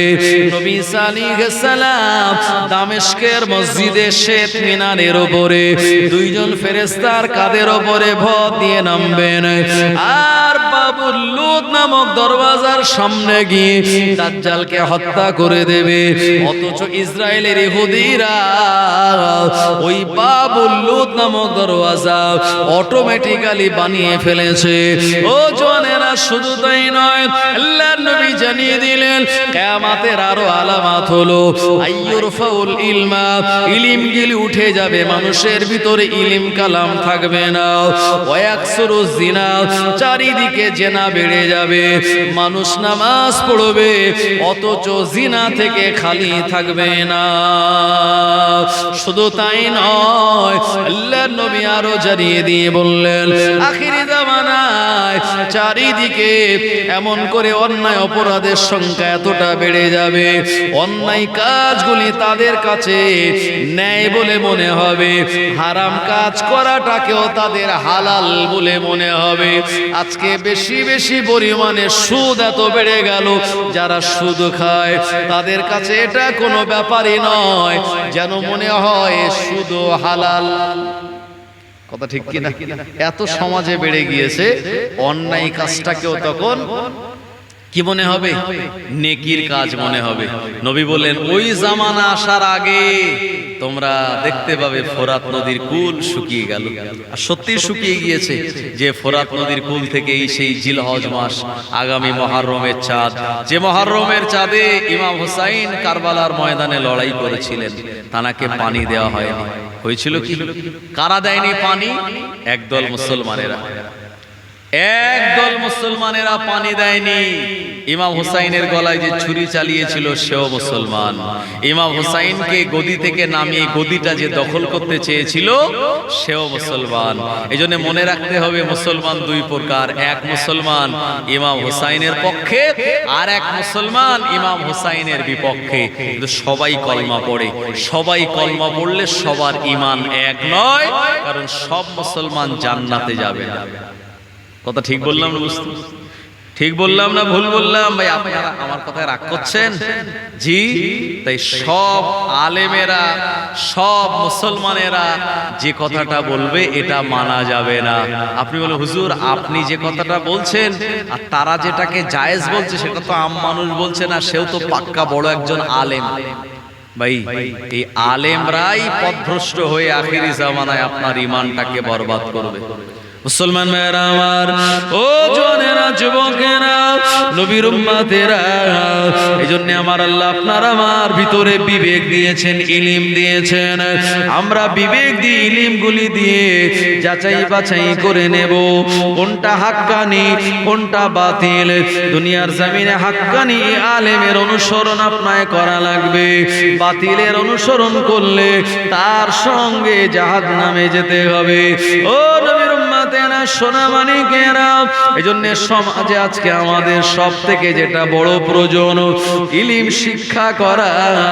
আবু সলের আব্বা এমন করে তার নিয়াত অনুযায়ী তার ছেলে দুটি যেমন মাদ্রাসায় ভর্তি করেছে, আপনারাও আপনাদের বেটা ছেলেদেরকে মাদ্রাসায় ভর্তি করুন। আলেম হোক হাফেজ হোক, এরা যখন সমাজের জমিনে কোরআন মাজিদ, তার পরিবারে কোরআন মাজিদ পড়বে, আমাল করবে, আমার আল্লাহ ওই একজন আলেমের ওসিলায়, একজন হাফেজের ওসিলায় গোটা এলাকায় গজব থেকে আল্লাহ হেফাজত করে দেবেন। ও জওয়ানেরা, শুধু তাই নয়, কিয়ামতের দিন একজন হাফেজের সিনায় যদি কোরআন মাজিদ থাকে, ওই কোরআন মাজিদ শেষ পর্যন্ত যদি ইয়াদ রাখতে পারে, মরণের আগ পর্যন্ত যদি তার অন্তরে ইয়াদ থাকে কোরআন মাজিদ, ওই কোরআন মাজিদ নিয়ে যদি কবরে যায়, কোরআন মাজিদের ওসিলায় আমার আল্লাহ তার লাশটাকে অক্ষত অবস্থায় রেখে দেন। কিয়ামতের দিন তারা এই অবস্থায় কোরআন মাজিদ তেলাওয়াত করতে করতে উঠবেন। আর আমার আল্লাহ একটা সময় হাফেজে কোরআনদের অনুমতি দেবেন সুপারিশ করার জন্য। কোরআন মাজিদের ওসিলায় ওই হাফেজগণেরা এমন করে তার পরিবারের আব্বা আম্মা পিতা মাতা, পরিবারের অন্যান্য জনদের জন্য যদি সুপারিশি করে, হাফেজে কোরআনের ওসিলায় আমার আল্লাহ তাআলা সুপারিশি কবুল করে নিয়ে অনেক পরিবারের সদস্যদিগকে দয়ার জান্নাত নসিবে করে দেবেন।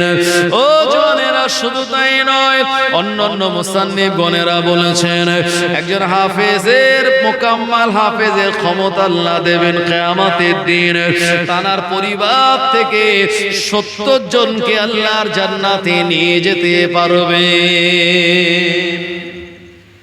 সুবহানাল্লাহ বলবেন না? নাকি ছেড়ে দেব? কষ্ট হচ্ছে আপনাদের, বুঝতে পেরেছি। কটা বাজলো? 12:30 বাজে। কষ্ট হচ্ছে আপনাদের? দুরূদ শরীফ আল্লাহুম্মা সাল্লি আলা সাইয়্যিদিনা ওয়া আলা আলি সাইয়্যিদিনা জামানা দিওয়ানা ও গো মা আমিনা, তোমার লালের নাই তুলনা মাগো, তোমার লালের নাই তুলনা। মোদের নবী জন্ম নিলেন যেদিন মক্কায়, শুকনো গাছে ফুল ফুটিল মরুর সাহারায় ভাই, মরুর সাহারায়। জোরে হবে না সুবহানাল্লাহ? জোরে বলেন সুবহানাল্লাহ। মোদের নবী জন্ম নিলেন যেদিন মক্কায়, শুকনো গাছে ফুল ফুটিল মরুর সাহারায় ভাই, মরুর সাহারায়। মাথা নত করে আল্লাহরই দরবারে, মাথা নত করে আল্লাহরই দরবারে, উম্মতের জানাই শুভ কামনা মাগো, তোমার লালের নাই তুলনা।